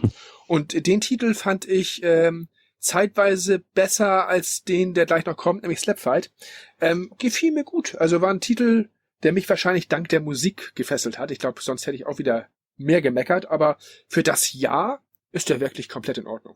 Ich fand die Waffen- oder Upgrade-Systematik, man baut ja dann immer mehr Teile an sein Raumschiff dran und das ist irgendwie, wenn man da Leertaste drückt, fliegen die so auseinander und schießen noch mal extra. Fand ich irgendwie nicht so klasse. Und ich fand dass es wenig Gegner gab. Die haben sich oft wiederholt. Also, ich fand's gut zu spielen, aber war langweilig. Aber klasse waren die umherlaufenden Dinosaurier. Wenn man die beschossen hatte, wurden die zum Skelett. Skelette. Ja. Genau. Das war doch nett. Aber zum Thema langweilige Gegner möchte ich mal zu unserem Platz 10 kommen. Auch ein Titel, ich möchte den Satz jetzt noch einmal, den können wir im Chor sagen, dieses Spiel hat verdammt viel Potenzial, was jetzt kommt. Nämlich das Spiel Slap Fight von 87. Auch da wieder ein Ohrwurm von Martin Galway drin, deswegen passt das sehr schön, das gleich nach Terra Cresta ranzunehmen. Sag mal, gab's da irgendwelche anderen Gegner als diese runden rotierenden Scheiben? Es war immer das Gleiche. Das Spiel hat richtig Spaß gemacht, aber da war keine Abwechslung. Da war nicht, das verstehe ich nicht. Hatten die keinen Speicherplatz mehr frei? Was ist denn da passiert? Also das ist, glaube ich, das einzige von den Spielen, was ich durchgespielt habe, weil man sammelt irgendwie so, bis am Ende habe ich aus Versehen gemerkt, dass ich Raketen habe. Ja. Danach ist das Spiel ganz einfach, dann geht einfach alles kaputt. Genau. Und dann gibt es wirklich nur noch diese runden Untertassen, die man abschießt, 2 solche kurze Zwischenendgegner und dann geht es von vorne wieder los. Ja, es ist super. Und zur Musik, ich habe sie abgeschaltet. Okay. Die war, ich konnte das, weil da ist ja auch die erste Stimme dann weg, wenn man schießt. Richtig, und wenn man mit den Raketen die ganze Zeit schießt, dann ist die Musik richtig nervig. Ich habe versucht, die Kugeln zu umfahren und nicht zu schießen, weil ich die Musik hören wollte. Okay. Weil die Musik ist wirklich ein toller Ohrwurm, aber auch da wieder, hast du recht, ohne die erste Stimme, Katastrophe. Das ist bei 10 Spielen so gewesen. Aber dieser Titel hätte, wenn die da jetzt, also Schwierigkeitsgrad war harmlos, man konnte es wirklich entspannt spielen, hätten die da jetzt ein bisschen Abwechslung reingebracht. Das Ding hätte locker die Top 5 erreichen können, das hätte auch unser Siegertitel sein können, wenn die in dem Spiel ein bisschen mehr gemacht haben. Das hat damals 80% gehabt in der ZEP, in der Happy Computer, überall gute Wertung, aber ich verstehe nicht, wieso da nur diese rotierende Scheibe als Gegner auftaucht. Das begreife ich nicht. Also. Das stimmt, da wurde alle Kreativität in das bärenstarke Upgrade-System gesteckt. Ja, hatte aber auch nie geschehen in der Story. Ich habe mir die Story mal notiert. Da geht es um den Planet Orak, der in einem Spiralarm der Galaxie lag und dort ist das Zentrum des Bösen und seine kriegerischen Einwohner bedrohen die Erde. Und das kann nicht geduldet werden. Ist das nicht eine schöne Geschichte wieder? Ja, auch alles austauschbar. Aber wie gesagt, Extras sind witzig gewesen, aber diese Eintönigkeit in Gegnern, das Wort Gegnern ist ja schon übertrieben, ich dachte erst, ich habe eine falsche Version. Nee, es sind, die Kugeln ändern mal die Farbe, glaube ich. Irgendwann werden sie mal blau, aber. Ist ja toll. Also, verstehe ich nicht. Eigentlich ein toller Titel. Auch grafisch war der richtig gut zeitweise. Ja. Naja. Verschenktes Potenzial. Ja. Wo wir bei verschenktem Potenzial sind. Wir kommen zu Platz 9. Ein, in Anführungszeichen, aktuellerer Titel. Cyberwing von 1999. Technisch auch wieder sehr, sehr ordentlich. Schöner Ingame-Tune, schöne Grafik. Sprites ein bisschen grob und sehr viel schwarz, sag ich mal. Was mich dort genervt hat, war teilweise, dass es sehr, sehr enge Wege gab, man ständig gegen irgendwelche Steine geknallt ist und dass die Laserfallen auch wieder ein bisschen unfair waren. Aber auch da wieder, da gab's gute Ideen. Also kannte ich überhaupt nicht den Titel. Ist ja auch, wie gesagt, ein Jahr, in dem man nicht mehr C64 gespielt hat eigentlich. Aber war völlig okay. Hätte ich nicht gedacht, dass es diesen Titel, so einen Titel noch gibt. Also in neuer. Fand ich völlig schön, völlig nett. Ich hatte wieder Probleme damit zu erkennen, was im Hintergrund Kollision ist und was nicht. Da gab es dann so Nebel mit so Asteroiden drin. Teile des Nebels konnte man berühren und manche Teile wieder nicht. Wir weichen einem Stein aus und werden vom Nebel zerstört. Ja. Fand ich auch etwas anstrengend. Ja, Platz 8 ist wieder ein Klassiker. Hades Nebula von 1987. Auch da muss ich schon wieder auf die Musik eingehen. Ben Daglish firmiert dort unter Wii Music. Das kennt man ja auch aus einigen unserer Interviews, diesen Begriff. Ja, auch da wieder das Spiel, die Sprites fand ich wieder mal hässlich und ich fand es auch ein bisschen träge, aber das war gut spielbar und also ein klassisches Shoot'em Up, was eigentlich Spaß macht. Das hatte viele verschiedene Extras und das Scrolling war sehr, sehr schön und sehr, sehr, also es ruckelte nicht und das ist eigentlich sehr, sehr angenehm und war natürlich auch nicht selbstverständlich in dieser früheren Zeit, sag ich mal vorsichtig. Ich fand es auch gut spielbar. Also die Schüsse waren diesmal nicht ganz so schnell und nicht ganz so unfair. Man konnte auch mal ein Ausweichmanöver landen. Ja, was mich wundert, ich weiß nicht, welche Version, also ich bin der Meinung, ich habe die 87er-Version gespielt und da habe ich gelesen, dass da alle geschrieben haben, damals auch die Zeitung, dieser Schwierigkeitsgrad sei so hoch, dass das Spiel unspielbar ist und erst eine Version von 1992 soll spielbar gewesen sein. Und das Problem hatte ich jetzt zumindest beim Spielen nicht. Ich fand's auch Ich schon. Ja, ich fand es auch sehr schwer. Okay. Aber die Musik war so schön fröhlich. Da hat man gerne nochmal wieder von vorne angefangen. Ja, und das ist auch das, weshalb ich auch immer wieder auf der Musik rumreite. Das tue ich ja sonst auch ständig. Aber bei diesen Spielen, wenn da die Musik auch noch fehlte, dann brauchte ich es nicht mehr spielen. Also das ist, Nee. und das hat Hades Nebula definitiv gerettet. Ja, auf Platz 7 kommen wir zu einem wirklichen Klassiker, wahrscheinlich dem einzigen wirklichen Klassiker in dieser Reihe, wo es mich sehr, sehr freut, dass der in die Top 10 gekommen ist, weil dieses Spiel ist natürlich technisch komplett überholt, aber es macht bis heute richtig Spaß und es ist ja auch inzwischen nicht mehr indiziert. Und ich glaube, Bonadinho spielt dieses Spiel, was aussieht wie, als wenn jemand auf der Basic-Tastatur ausgerutscht ist und vergessen hat, den Soundchip anzuschalten, aber es macht richtig Spaß. Ja, ich finde die Grafik gar nicht mal so schlimm. Also trotz des biblischen Alters ist das immer noch erfrischend. Also Du solltest sagen, um was es geht. Evergreen. Um was es geht? Ja, wir haben den Namen noch nicht genannt.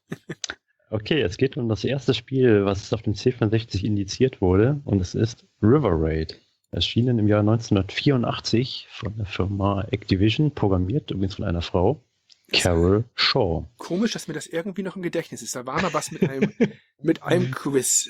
Was hat die Frau eigentlich sonst noch gemacht? Hast du noch mal geguckt? River Raid 2. Kalt erwischt. Also, Ja. Ich meine irgendwelche Arcade-Sachen. Müssen wir dann mal, wenn wir die 3D Tic-Tac-Toe, Videocheckers und Polo. Das heißt, wenn wir das Thema Frauen in der Spieleindustrie machen, müssen wir das unbedingt nochmal mit reinnehmen. Ja, wie gesagt, grafisch finde ich es wirklich fast unerträglich, aber es stört nicht. Es stört nicht, dass die Grafik furchtbar ist. Es stört nicht, dass der Sound eine Katastrophe ist. Es macht immer noch Spaß, aber es ist, wenn man es mal ganz realistisch sieht, gut, es hat gute Ideen, wie jetzt zum Beispiel, dass man Benzin, also Fuel sammeln muss. Das ist damals ja nicht selbstverständlich gewesen.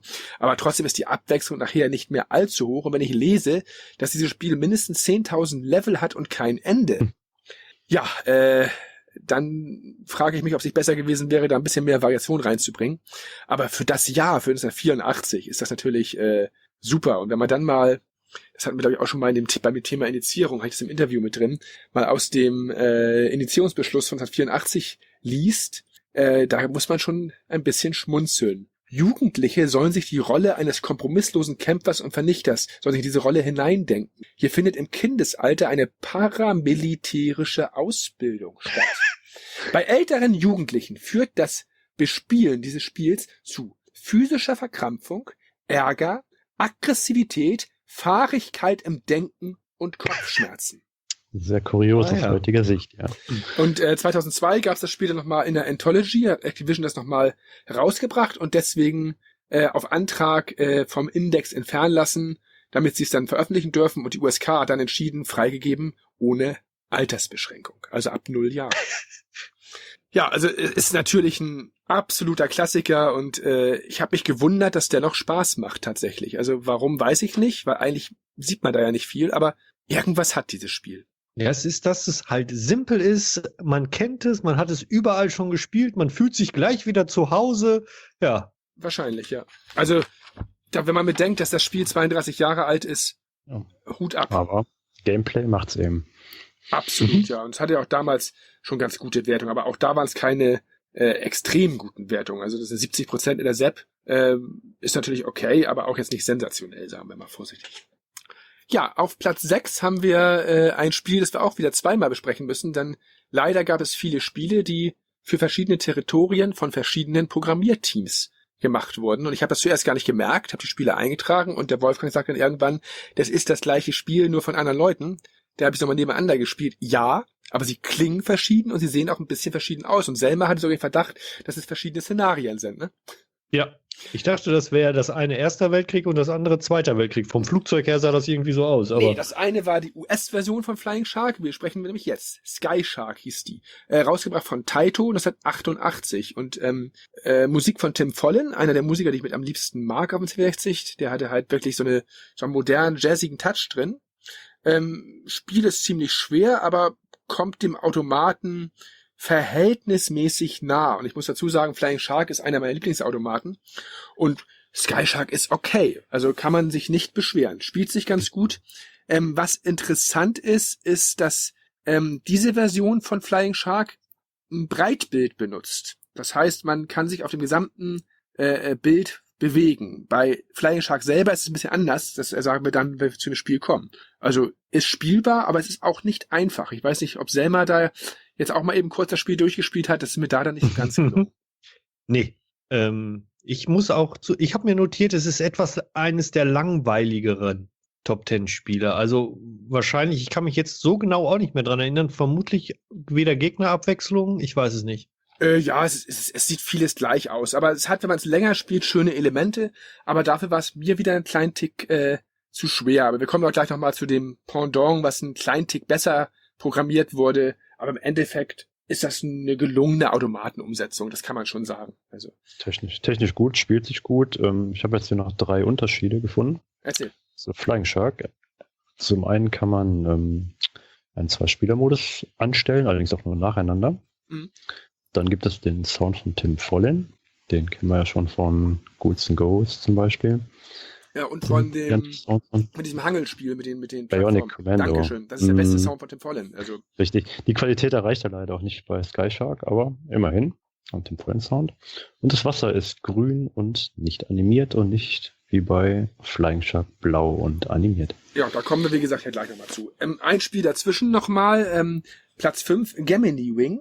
Auch wieder ein sehr, sehr buntes Spiel. Ich war erstaunt, wie viel psychedelisch bunte Spiele es auf dem C64 gab, die dadurch teilweise auch unübersichtlich werden, aber eigentlich grafisch sehr hübsch sind, aber halt unübersichtlich. Ich konnte mich aber nicht so entscheiden, ob ich das jetzt gut finde oder nicht. Musik fand ich wieder sehr schön, diesmal von Barry Leach. Mit dem hatten wir auch schon mal gesprochen in einem Interview. Wusste gar nicht, dass der so schöne Sounds, also schöne Musik programmiert hat. Extrawaffen gefiel mir sehr gut bei dem Titel. Ist eine Umsetzung von Virgin Tecmo gewesen aus dem Jahr 89, wie gesagt. Und ich konnte mich halt nicht entscheiden, ob ich mit diesem Bund klarkomme. Aber wenn man sich darauf einlässt, ist das eigentlich mal was anderes. Ja, ich fand die Grafik eigentlich überraschend gut. Ja. Sicherlich ist die Farbwahl nicht immer optimal und gibt sicherlich ein bisschen Probleme, teilweise die Übersicht zu behalten, aber ich war positiv überrascht von das sah aus wie eine bewegte ASM. Genau. Also ich hab mir notiert, das erinnert mich so ein bisschen an dieses Dragon Spirit. Irgendwie also es wirkt alles sehr organisch, wollte ich damit sagen. Also die Gegner sind irgendwie sehr organisch zum größten Teil. Man hat zwar selber keinen Drachen, aber das fand ich sehr interessant daran. Absolut. Und ich habe auch, als ich das gespielt habe, also als ich Dragon Spirit spielte, dachte ich, schade, eigentlich fand ich das früher viel besser, bis ich dann, als ich Gemini Wing spielte, merkte, dass ich Gemini Wing meinte. Ah, okay. Also ich habe die auch verwechselt oder gleichgesetzt, die Spiele. Gemini Wing ist mir irgendwie weggerutscht sozusagen. Also den fand ich auch sehr interessant. Also aber auch merkwürdig. Ja. Naja, Platz 4 haben wir jetzt ich sage jetzt nicht den richtigen Flying Shark, aber den europäischen Flying Shark. Der hieß auch Flying Shark von Firebird aus dem Jahr 87. Ja, da war die Musik, wie du ja schon eben sagtest, nicht von Tim Follin, sie war aber okay. Dafür war die Grafik dann wieder einen kleinen Tick besser gefühlt. Und es gab ein Element, was ich sehr gerne mochte. Der Bildschirm war schmaler. Und wenn man an den Rand flog, scrollte er ein paar Zentimeter jeweils in eine Richtung. Und das fand ich ganz gut. Und das hat mir auch schon damals Spaß gemacht. Ich habe damals allerdings nur eine Demo gespielt. Da fehlte die Musik und ich fand es schon gut. Und jetzt habe ich das erste Mal wirklich ein komplettes Spiel spielen können. Und auch wenn es verhältnismäßig schwer war, hat es mir recht viel Spaß gemacht. Ich werde ihn irgendwann noch mal versuchen weiterzuspielen. Ich war nicht so erfolgreich bei dem Titel, aber wenn man dann noch sieht bei YouTube mal, was da noch alles kommt und wie das aussieht, wenn alle Automatenumsetzungen so gewesen wären wie diese Flying Shark Version, hätten wir heute weniger zu meckern gehabt. Also ich fand die feindlichen Projektile teilweise einen Tick zu schnell. Und schwer zu sehen. Ich glaube, die waren so am Blinken oder so. Also es war sehr... Die Grafik ist ein bisschen zwiespältig. Das ist zwar flott und sieht auch gut aus. Es gibt auch so Zwischengegner bzw. Endgegner wie dieser große Panzer. Das Wasser ist wie gesagt animiert. Aber teilweise sieht das auch so ein bisschen hingeklatscht aus, wie mit einem Shoot'em Up Construction Kit, also besonders im zweiten Level. Ja, aber es gab auch beim Shoot'em Up Construction Kit viele gute Grafiken. Es sieht so aus, ja, aber da haben wir doch noch heute ganz andere Sachen gesehen. Wenn wirklich alle Sachen so umgesetzt worden wären, hätten wir, glaube ich, ein bisschen mehr Spaß gehabt zumindest. Aber auch nicht durchgängig. Also teilweise, wie gesagt, sieht es auch sehr, sehr gut aus. Ja, also ja, das stimmt. Die höheren Level waren wieder teilweise sehr gut. Aber die habe ich natürlich beim selber Spielen nie gesehen. Schon ein guter Titel. Absolut. Ja, dann kommen wir mal zu Platz 2 oder 3. Das ist immer so ein bisschen schwierig, weil die nächsten 3 Titel, die wir jetzt haben, also unsere Top 3 ist sehr unterschiedlich und deswegen haben wir da jetzt auch gar nicht so die großen Vergleiche. Also im Prinzip auf Platz 3 oder auf dem geteilten zweiten Platz ist ein Klassiker, nämlich 1942. Der Titel, den ich ja dann bei 1943 eigentlich mal zum Vergleich genommen habe und mich gefragt habe, warum kann das Spiel nicht so sein? Und ich verstehe bis heute nicht, warum 1942 eigentlich noch Spaß macht. Hatte damals mittelmäßige Wertungen in der ZEP 58, Happy Computer 63. Das war nicht der Renner und es hat auch viel Kritik bekommen, dass die Grafik wie eine Strategiekarte wirkt, nicht wie eine Landschaft und dass das gar nicht so hübsch ist. Und ich finde, je älter das Spiel wird, desto besser wird es. Und ich weiß nicht warum. Musik ist ein absoluter Ohrwurm von Mark Kuxel. Wenn man das eine Viertelstunde spielt, kriegst du das auch nicht mehr aus dem Kopf raus. Grafik ist recht eintönig, aber eigentlich sehr hübsch. Und das Ding spielt sich einfach gut. Und das habe ich mal irgendwann mit Cheat komplett durchgespielt, spiel's aber auch gerne ohne Schummelmodus und spiele auch immer noch gern die Original-Automaten-Version. Also das ist wirklich ein absoluter Klassiker, den Elite da im Jahre 86 umgesetzt hat. Und ich weiß eigentlich gar nicht, warum der Spaß macht, weil so viel Abwechslung hatte er auch nicht. Aber er macht einfach Spaß. Ja, Also da muss ich... mit dem tollen Sound Ja, mach du zusammen, ne? zuerst. Ja gut, also ich denke, das hängt schon mit dem tollen Sound zusammen und dem schnellen Scrolling und so vom Setting wahrscheinlich, dass man vom Flugzeugträger aus startet und Es spielt sich flüssig. es spielt sich flüssig, macht Spaß einfach. Ja, bis heute. Und wie gesagt, die Automatenversion ist nicht viel anders. Und das meine ich jetzt positiv. Ja, selber? Für mich war das, also ich war erst sehr, sehr frustriert und enttäuscht davon, weil es so unglaublich schwer war, bis mir dann aufgefallen ist, als ich es nochmal gespielt habe, am Anfang kommt ja immer der Trainer und was möchtest du haben? Und ich habe natürlich alles ausgeschaltet und dann fragte einen, möchtest du in Level 24 anfangen? Und ich habe natürlich gesagt, nee, ich würde gerne in Level 1 anfangen. Aber da die Level hier irgendwie rückwärts nummeriert sind oder so, war das der letzte Level und der war so bockschwer. Ja. Ja, Das ist schön. und dann habe ich später nochmal angefangen, aber dann war es für mich schon irgendwie nicht mehr zu retten. Also ich fand es nicht so gut. Okay. Würde ich nur noch mal empfehlen, das mal ruhig in Ruhe zu spielen. Das ist einfach ein Klassiker, der ist kaum gealtert, den kann man immer wieder mal für 10 Minuten datteln.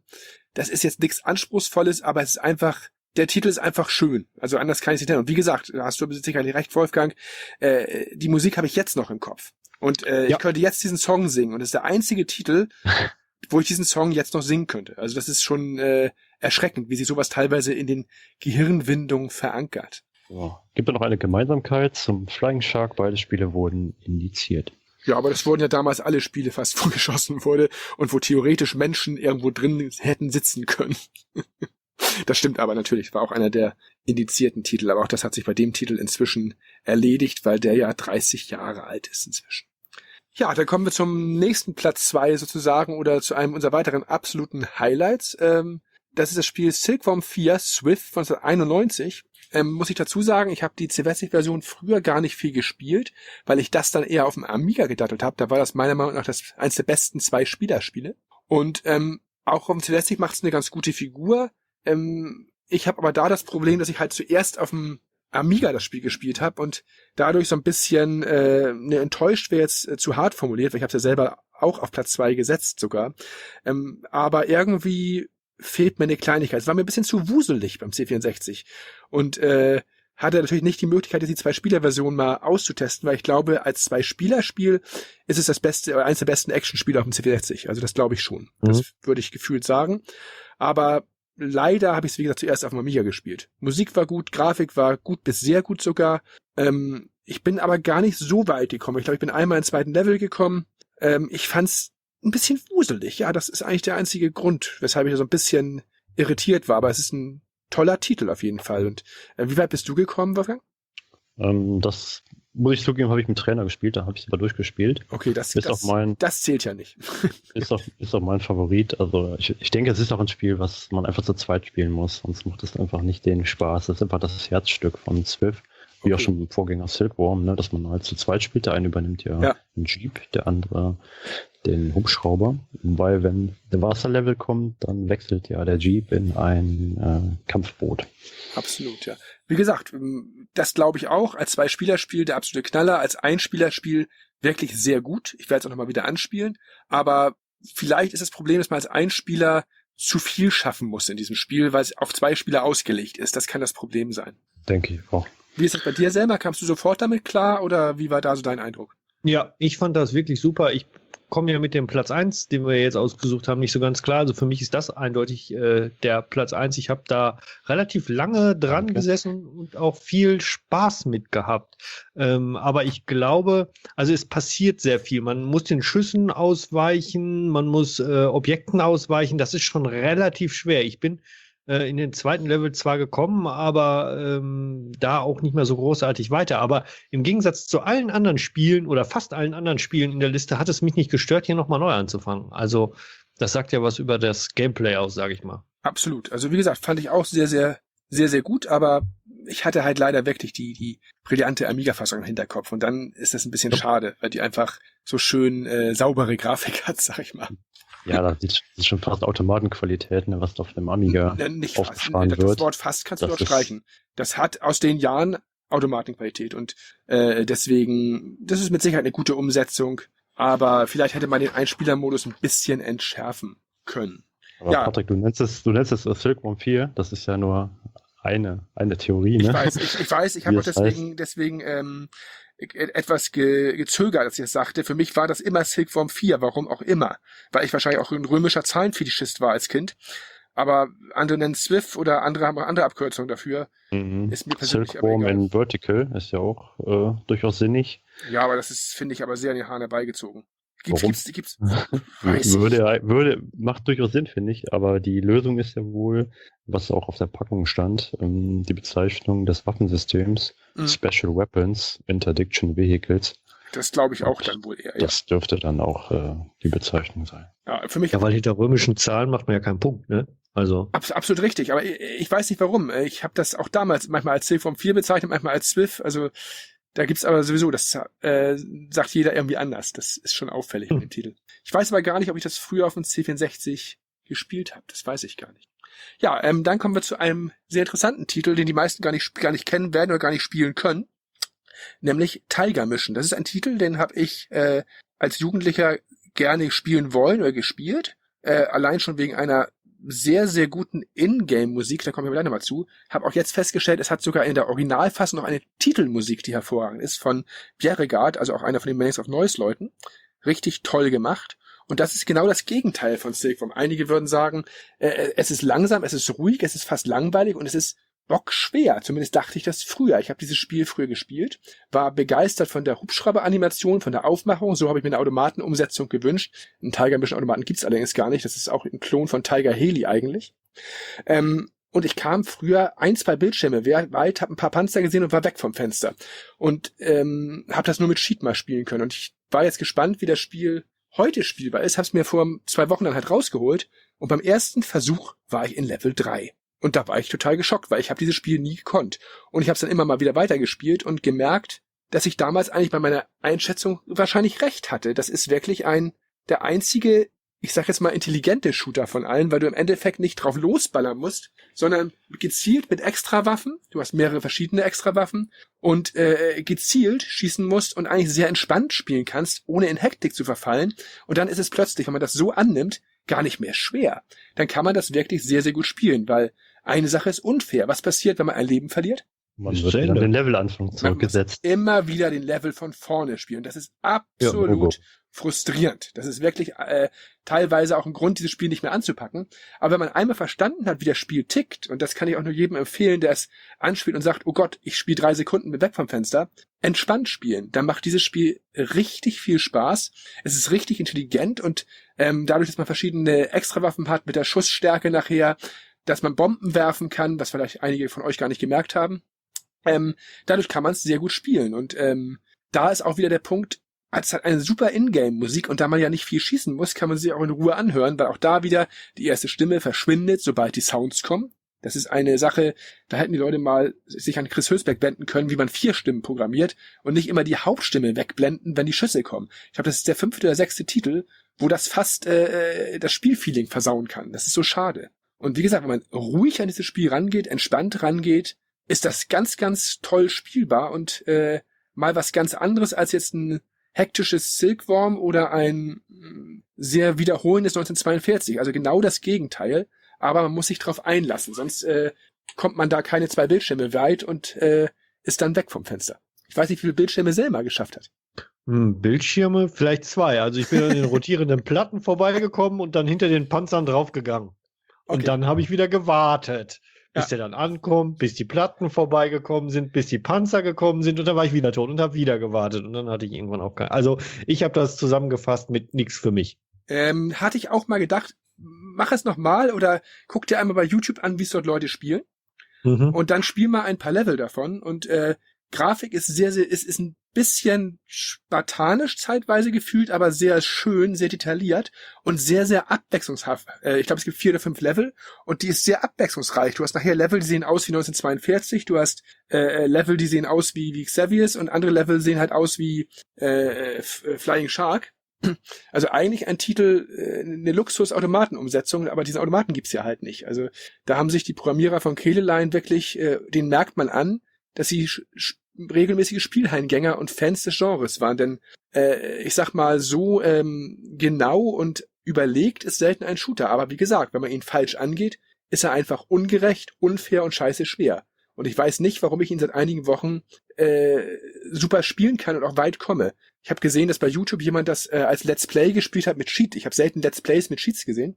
Und ich komme jetzt recht bei jedem zweiten Versuch mindestens im 3. Level. Und das fand ich jetzt erstaunlich. Also, und ich spiele solche Sachen wirklich normal nicht gut. Ja, ich probiere es nochmal. Wolfgang, wie weit bist du gekommen? Oder hast du das? Ja, wir hatten ja im Vorfeld schon darüber geredet und ich habe es auch immer wieder versucht, mit dem Spiel warm zu werden. Mich hat es nicht geflasht. Technisch fand ich es gut und es ist mit Sicherheit das beste Spiel, was aus Dänemark gekommen ist für den C64.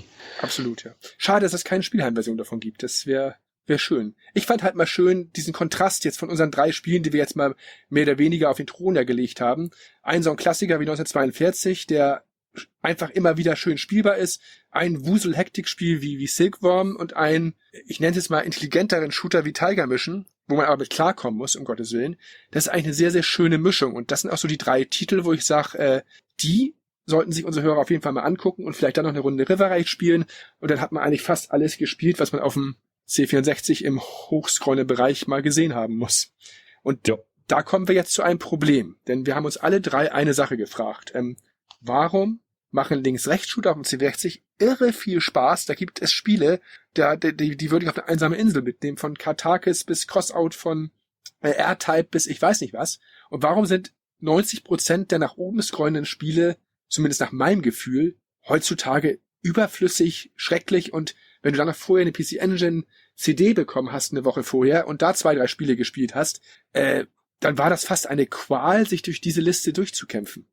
Selma, du hattest dasselbe Gefühl, hast du vorhin ja schon angedeutet. Wie kommt das nach deiner Meinung?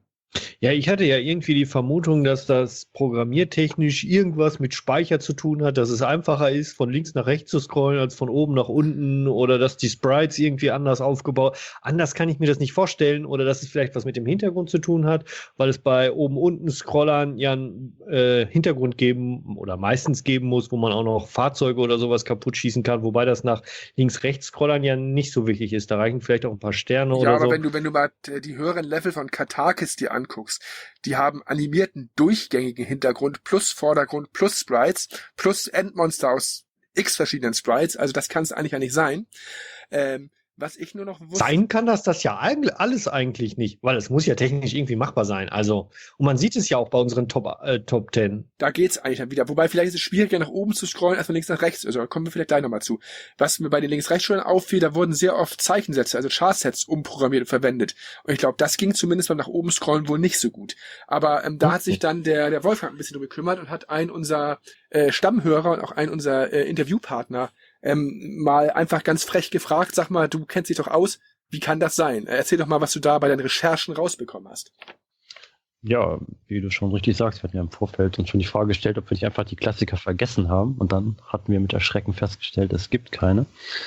Und dann stellt sich natürlich die Frage, warum ist das so? Und wo wir jetzt einen Programmierer kennen mit dem Oliver Lindau, hatte ich mal die Chance genutzt, ihn zu fragen.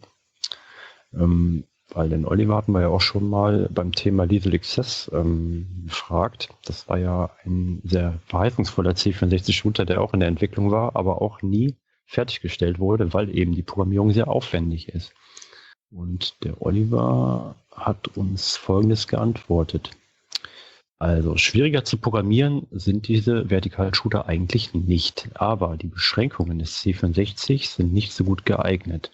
Das liegt schon alleine an den 8 Sprites horizontal, die man nicht überschreiten kann. Bei einem Horizontal-Shooter kann man die Formation sehr bequem über die Höhe verteilen. Vertikal wird das sehr schnell eng, zumal der Screen wesentlich breiter ist als hoch. Und nimmt mal ein breiteres Sprite, dann geht doch wieder alles. Entschuldigung, sorry, ja. Er führt dann weiter aus. Ein weiterer Grund ist, dass Vertikalshooter gerne eine Top-Down-Szene haben, beziehungsweise man hat Hintergrundgrafik. Nun sind bei den meisten Shootern die Schüsse aber Zeichensatz. Mit anderen Worten, die haben eine Außenkante in Hintergrundfarbe. Dadurch sieht man Ecken leichter und solche Grafiken bei Horizontal-Shootern ist da meist Weltraum. Da kann man mal als Beispiel nehmen, bei Crossout sah man diesen Fehler extrem, das war ein Links-Rechts-Shooter, da gab es dann wirklich quadratische, ich will nicht sagen Grafikfehler, aber da sah man, dass das aus Zeichensätzen besteht. Da hatte ich damals auch auf der Messe kurz mit dem Herrn Escher, einem der besten Grafiker, zuerst gesprochen und auch mal gefragt, wie das kam. Und da war ja Manfred Trenz ein Meister. Da hat man nicht gesehen, dass es diese Char-Set-Geschichte gab. Vielleicht hätte Manfred Trenz mal einen nach oben scrollen Shooter programmieren sollen. Ja, wenn man das dann einmal sieht, dann stört's einen, ne? Ja, absolut. Okay, Oliver schreibt dann weiter, aber grundsätzlich funktioniert das schon. Das sieht man ja an Salamander oder Swift, dass es eigentlich geht. Also unterm Strich würde ich sagen, dass es technisch kein Thema ist, aber das Leveldesign ist halt schon schwieriger umzusetzen. Ja, dann haben wir den Oliver abschließend noch gefragt, welchen Vertikalshooter er spontan als besten seiner Art bezeichnen würde. Und da antwortet er, schwierig, vermutlich Terra Cresta oder Slapfight. Das aber auch nur, weil dort das Design den Codern ermöglichte, alles mit Sprites umzusetzen. Ja, die haben wir zumindest in der Liste drin gehabt. Also übersehen haben wir sie auch nicht. Aber ich fand es insgesamt jetzt thematisch schwierig. Ich war zeitweise echt frustrierend beim Spielen. Ich war richtig frustriert, weil ich A dachte, ich bin zu blöd zum Spielen, B dachte ich, wieso sieht denn das alles scheiße aus? Gab es denn früher nicht irgendwas, was Spaß gemacht hat? Und dann spielt man plötzlich die ganz alten Sachen jetzt wie River Raid und 1942 und findet die dann auch wieder plötzlich gut. Aber viele andere Sachen sind so austauschbar. Und wenn ihr mir jetzt die Titel aus unserer Top 40 da ein paar von nennen würdet, ich könnte die nicht unterscheiden, wenn du mir eine Grafik zeigst. Ich wüsste nicht, welcher Titel es ist. Das ist absolut richtig. Mir auch so. Es gibt ein sehr breites Mittelfeld, sage ich mal, aber die Spitze fehlt einfach, ne?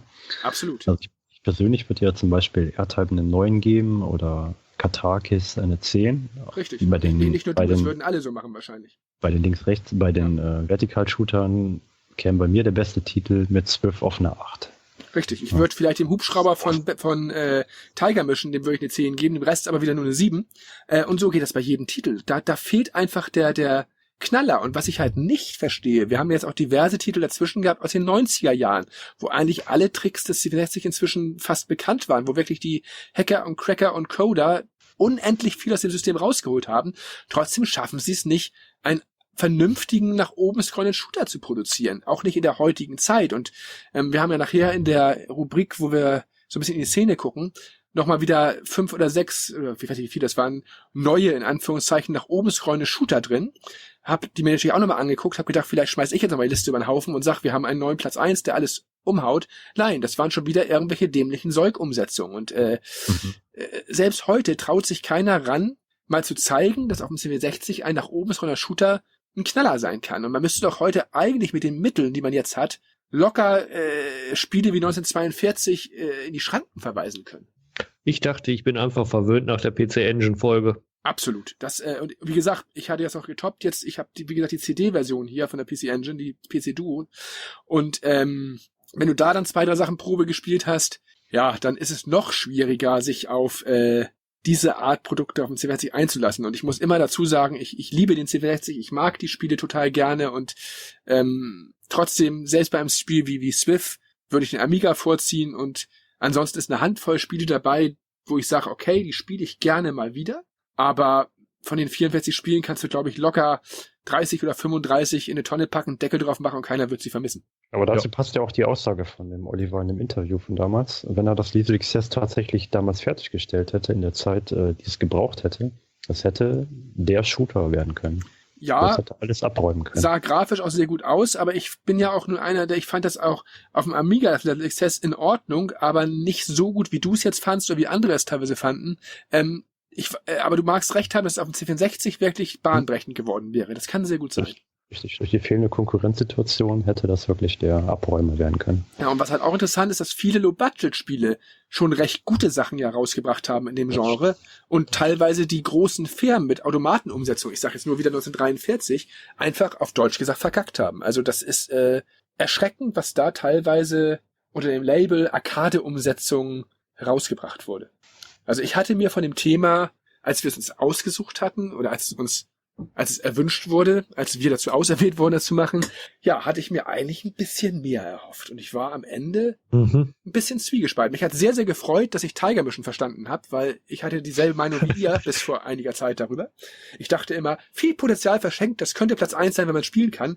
Ich kann es jetzt spielen, aber alles andere hat mich nicht vom Hocker gehauen. Also kann man so als Schlusswort eigentlich nur sagen, viel Potenzial bei vielen Spielen verschenkt. Ja, so ist das. Absolut. Mal gucken.